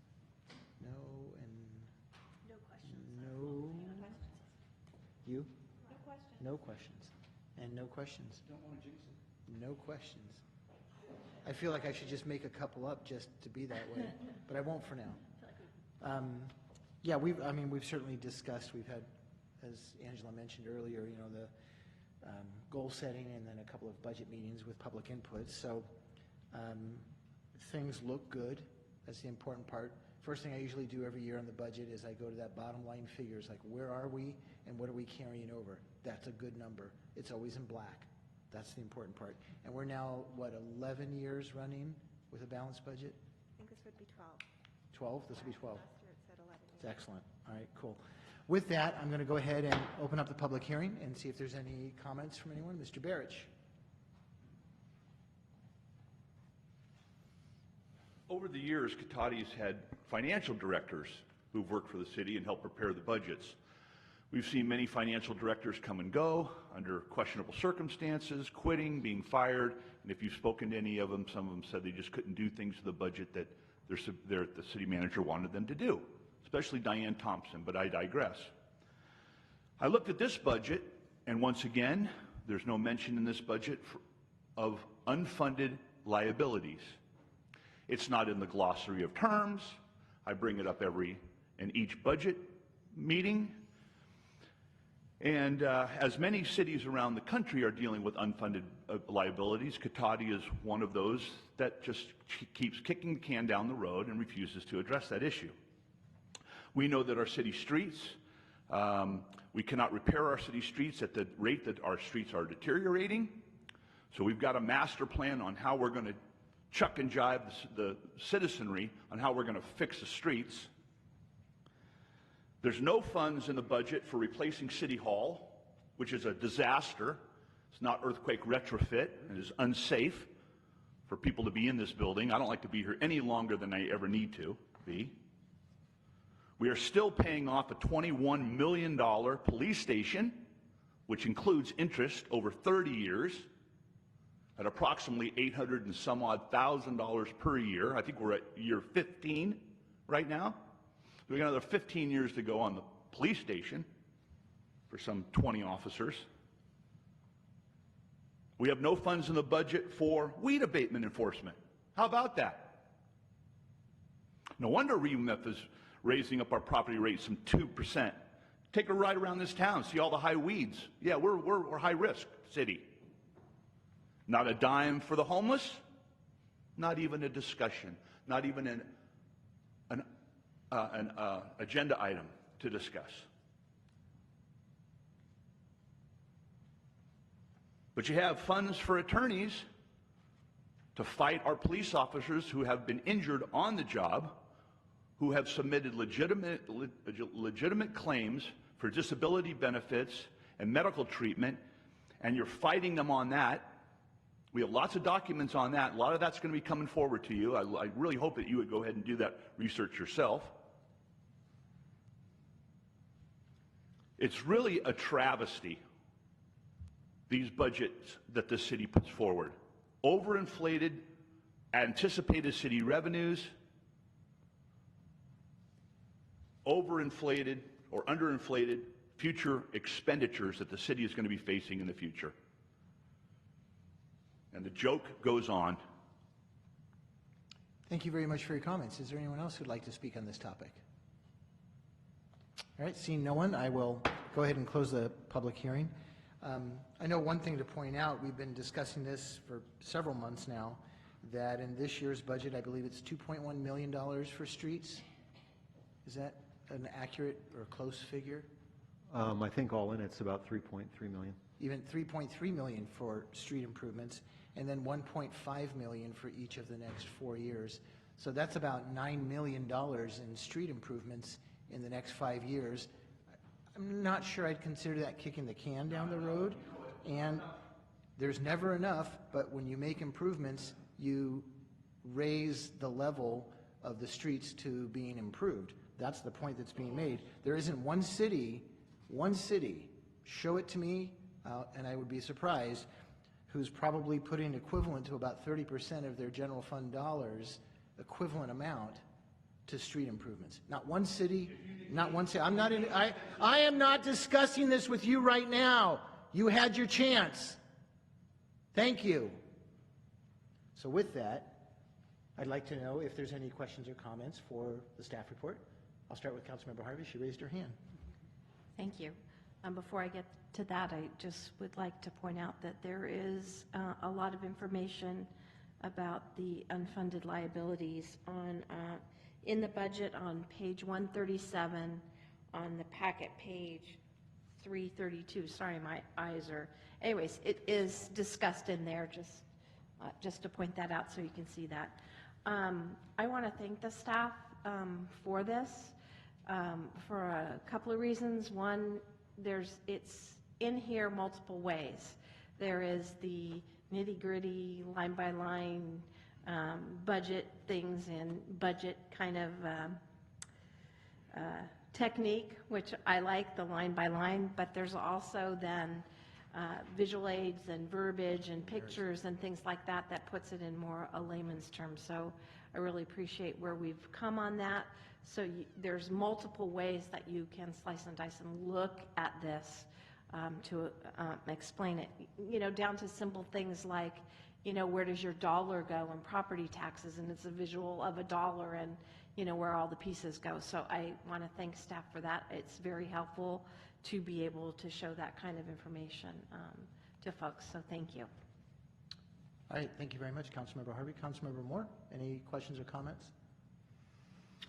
No, I think it's pretty comprehensive. It's great that we're looking at conservative projections because we never know what's going to happen with the economy.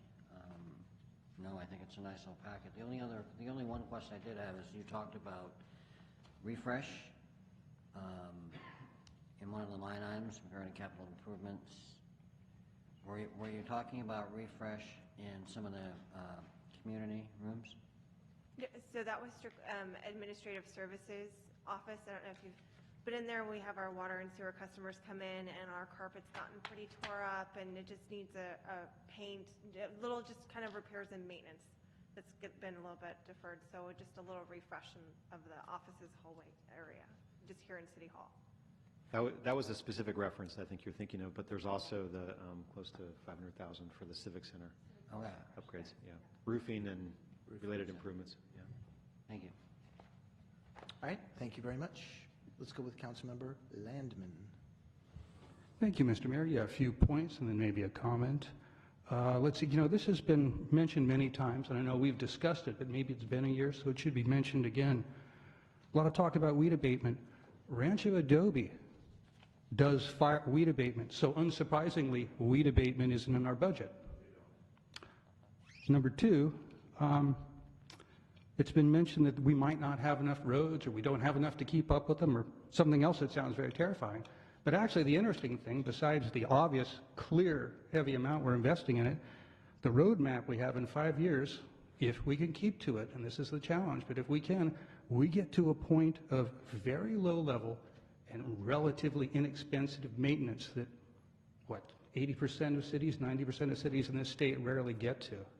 That's a significant goal, and we're on the path to that. So just had to put that out there. And finally, if City Hall wasn't safe, we sure wouldn't be meeting in it. At least most of us. You're welcome to if you'd like. So I guess the big story for me, I look at this having been here 10 years and remembering different times. I'm really pleased. I would challenge anyone to find another city that's investing this heavily in local infrastructure while maintaining such a strong and prudent reserve. It just really strikes me that we're planning for the future, and this budget really shows that, and that's a good thing. We've seen a lot. We've seen different places and different times, and where we're at now and where we've all got to together with this community support is a much better place, and you can see that in this budget too. So thank you for that presentation. It was very good.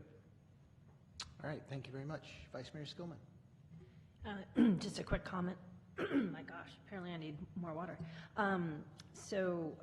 Just in case people missed it because they dove right into the numbers, I appreciated that you had included on packet page 187 and 189 the awards that the City of Cotati has gotten from the Government Finance Officers Association and the California Society of Municipal Finance Officers. Now, I did not realize that you could get awards, and that's just my own personal ignorance. So I'm happy to know that we have not one but two independent agencies that have looked at our budget and have granted us an award.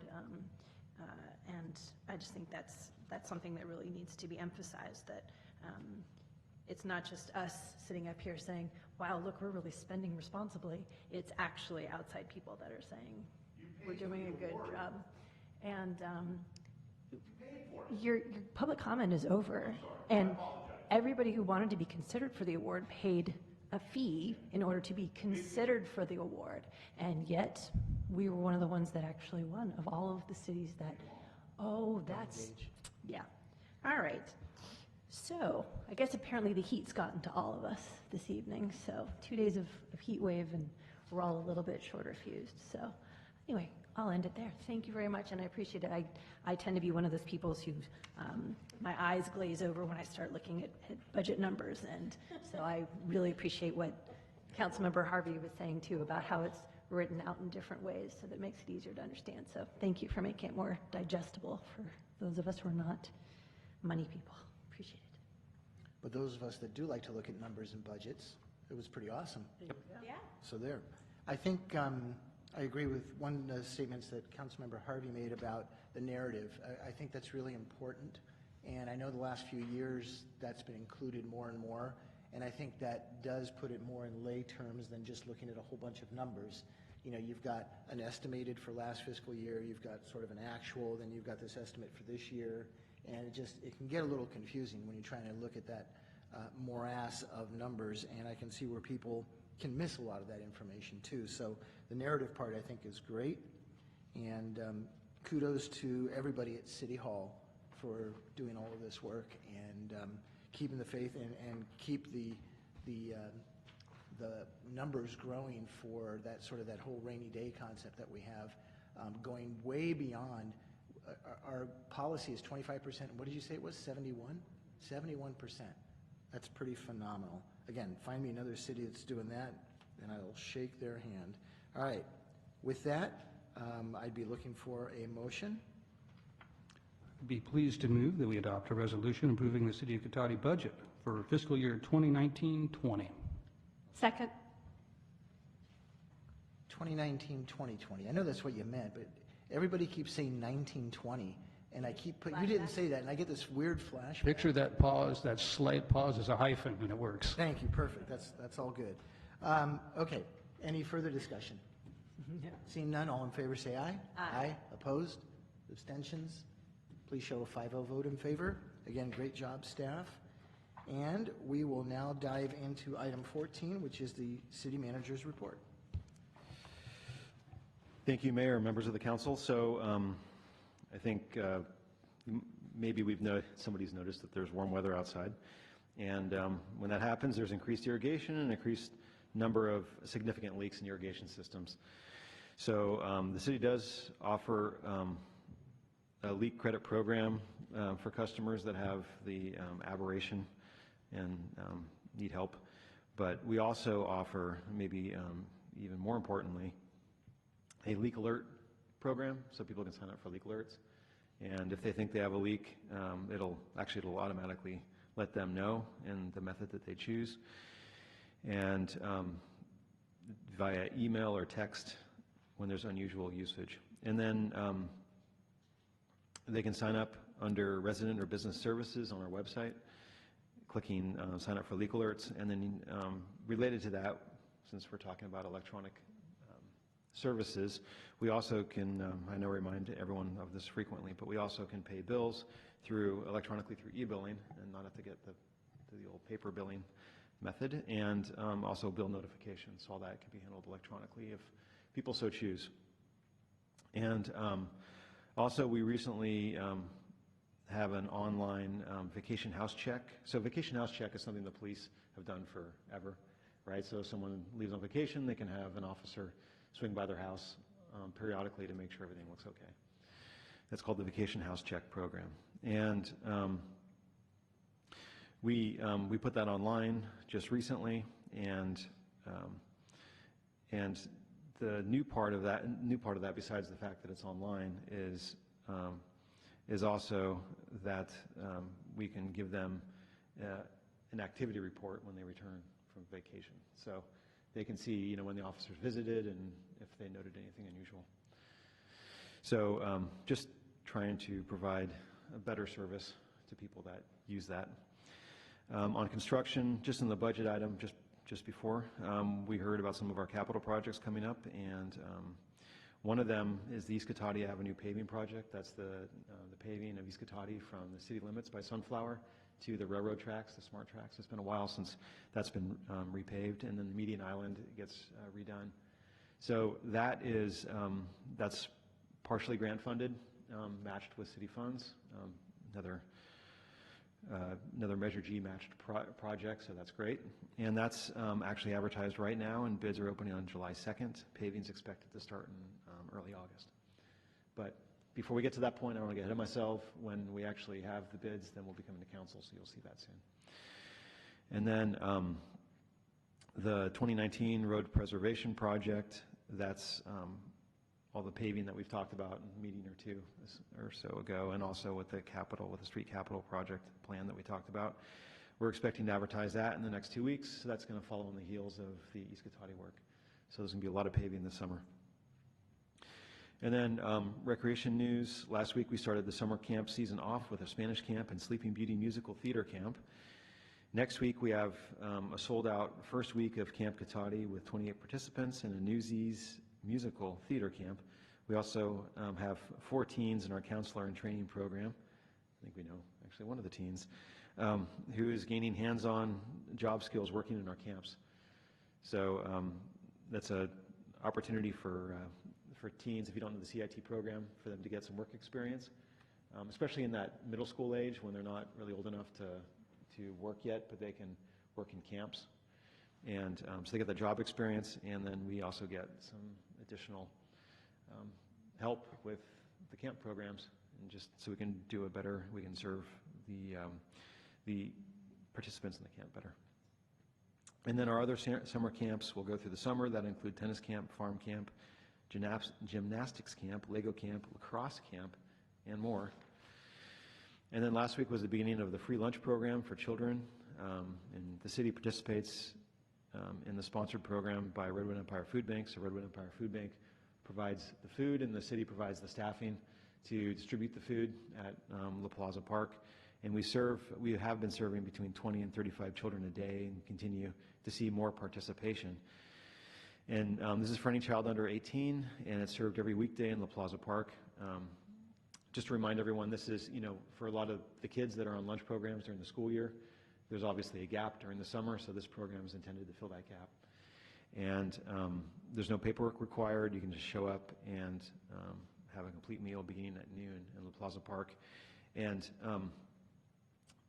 as way of history too, originally when we first started the camp, we've been doing this several years now. When we first started, it was at City Hall, but it was harder for people to find that location, and so La Plaza is a much more accessible location, which is why the last couple of years we've had it there. And then the farmers market season began last week and will continue on Thursday nights throughout the summer from 4:30 to 7:30 in La Plaza Park. And the first week was a hit with new produce, hot food, and handmade goods plus live music. And also in La Plaza Park, since we're on the La Plaza Park theme, our first summer movie in the park was on Friday, The Goonies. If you guys are into The Goonies, there was an estimated, according to our staff there, 300 or more guests in attendance.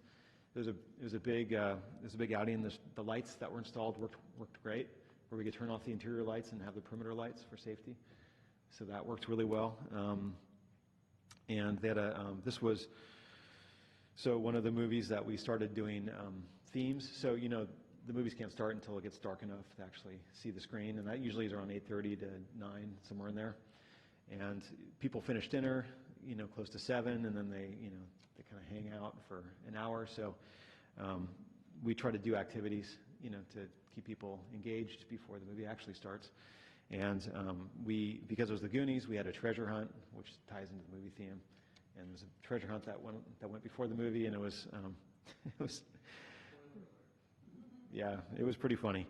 Anyway, it was great though. We had a ton of kids participating, and it was a great first summer in the park, summer movie in the park.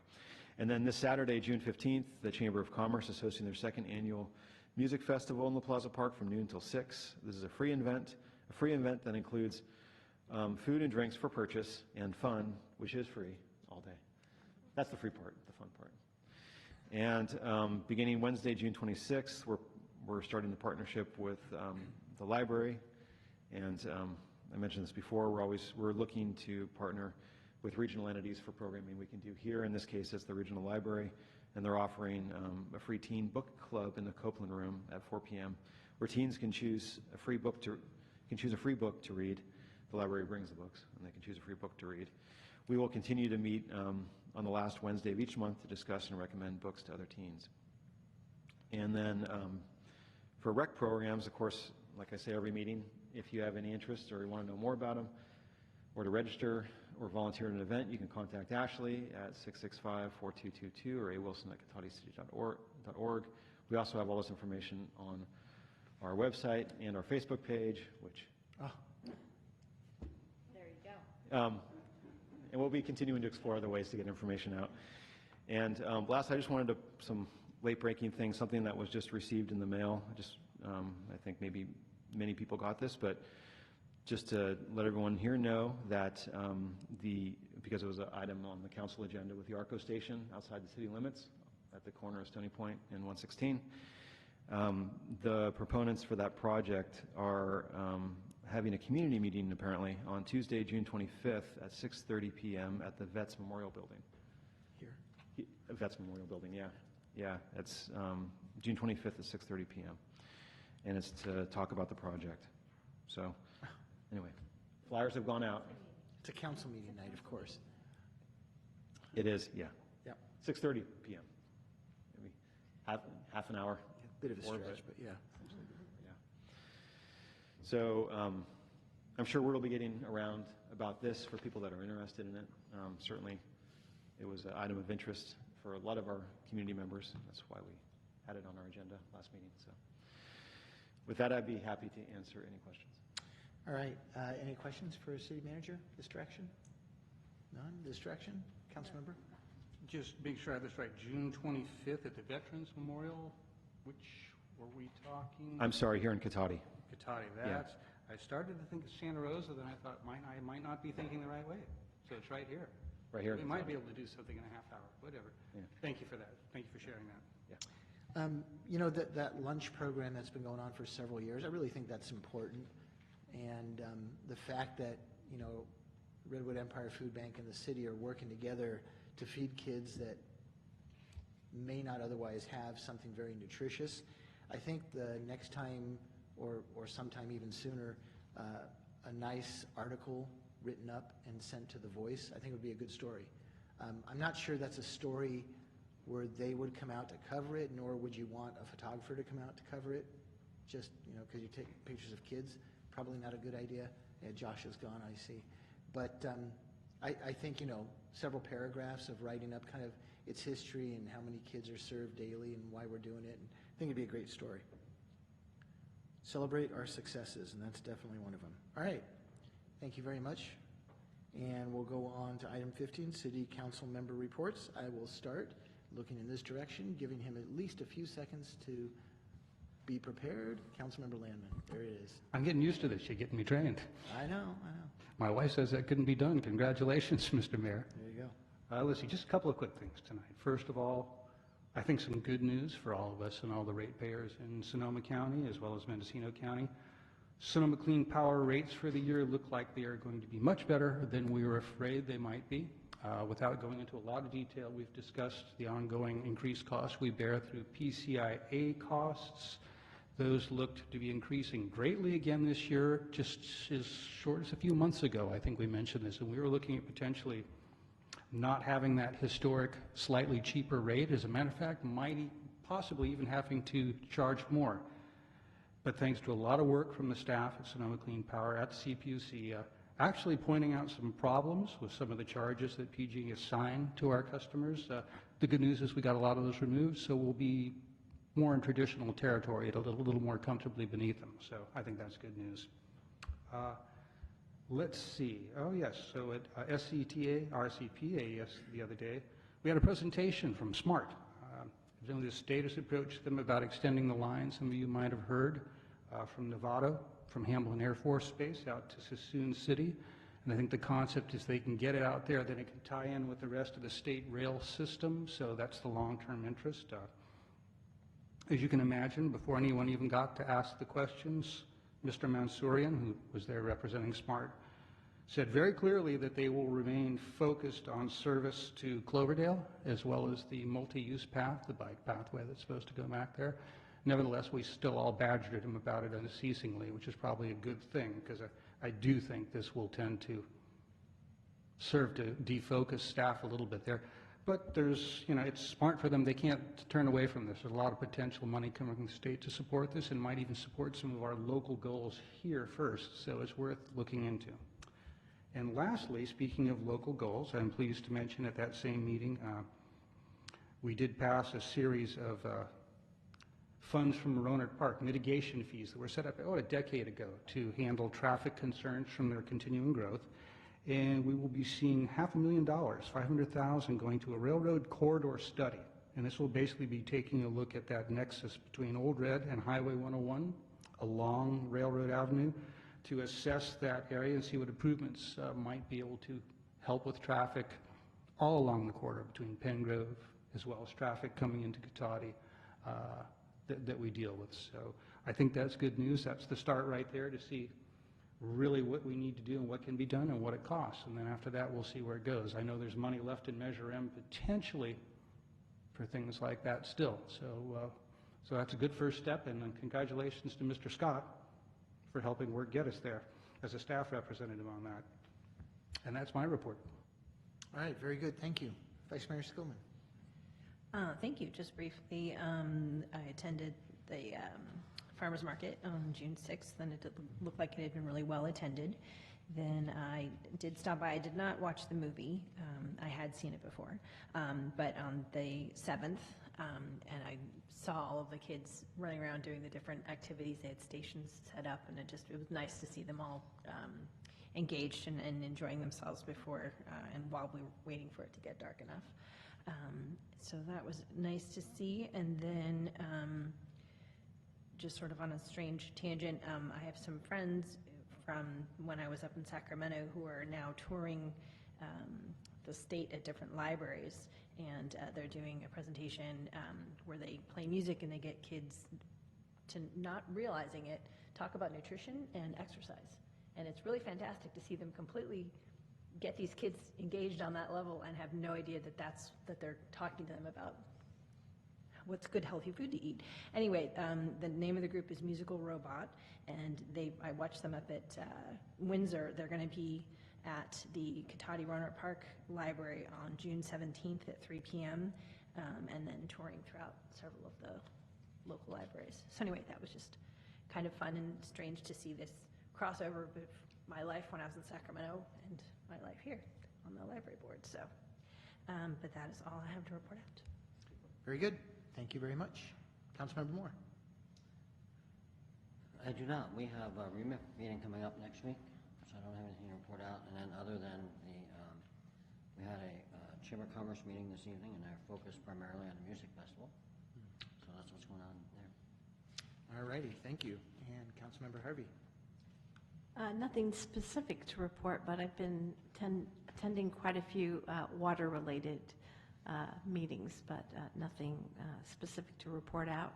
I also was on the call for the North Bay League of California Cities, and some of those bills are starting to pop around, so I'm sure we will be getting some notices for calls to action on some things as they kind of rear their little heads. I like that, as they rear their little heads. That's good. That's very good. Whack-a-mole. Mm-hmm. Oh, that's even better. Yeah, that's really good. Good visual. So the only council-related meeting I had since our last meeting was the Health Action Council last Friday morning at 7:30. And kind of the highlight there was a number of things that were discussed. They introduced this new dashboard system that's going to be internet-based, but it wasn't very clear whether it's meant for the health professionals or for the general public. If it's for the health professionals, it's great. If it's for the general public, it stinks. So there's a bit of work that needs to be done. There's good information there, but I think it needs a little bit of work. And we were also introduced to the Sonoma County Health Officer, a new new person hired into the position, Dr. Celeste Phillip, and she came from Florida. She's got California roots. Did all of her schooling here, but she was the Surgeon General for the state of Florida. So she came with very high marks, and the county got pretty lucky to hire her. So she just gave a very brief presentation, but it was good to meet her. And that is all I had. And we will move on to item 16, which is public comment on non-action agenda items. Mr. Barrich?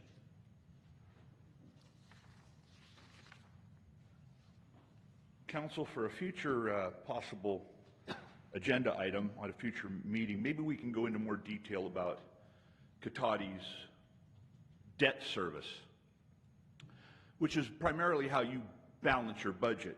On page 331 shows our debt service, our long-term obligations of borrowing money in order to keep the city afloat, long-term bond obligations, sewer pipeline projects of borrowing $1 million over 20 years, so on and so forth. It gets a little complicated for the layperson, but I think it would behoove us all to have a closer look at this before you approve a budget. But since you approve one tonight, maybe we can look at it another time so we can really bring some clarity to this issue about how these cities oftentimes use a lot of chuck and jive and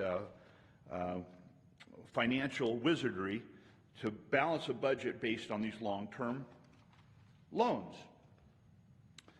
And it would behoove us also, if you would please put in the glossary of terms, unfunded liabilities, because it's not in there, and I can't find the page that it's on, and you sure didn't talk about it much, but many cities have unfunded liabilities in the millions and millions of dollars. And I happened to be on the city council in 2009 when the city declared a fiscal emergency.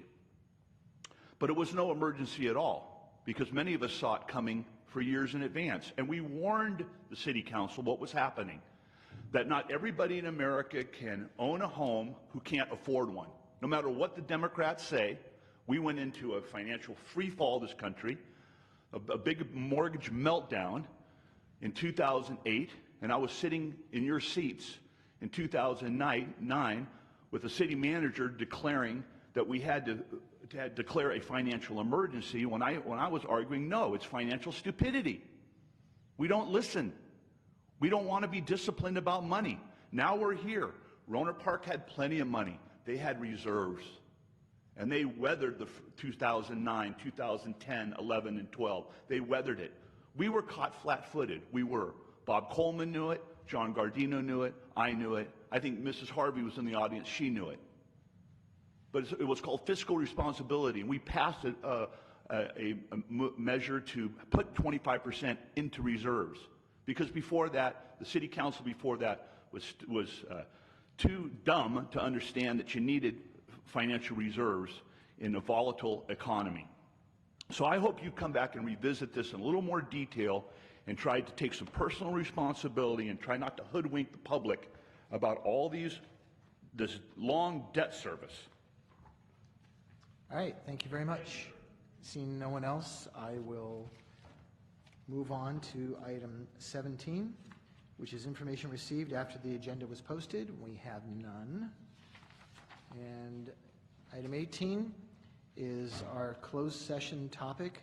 We will be adjourning to closed session for a conference with labor negotiators, Government Code Section 54957.6, one of my favorites, city designated representative, city manager or designee.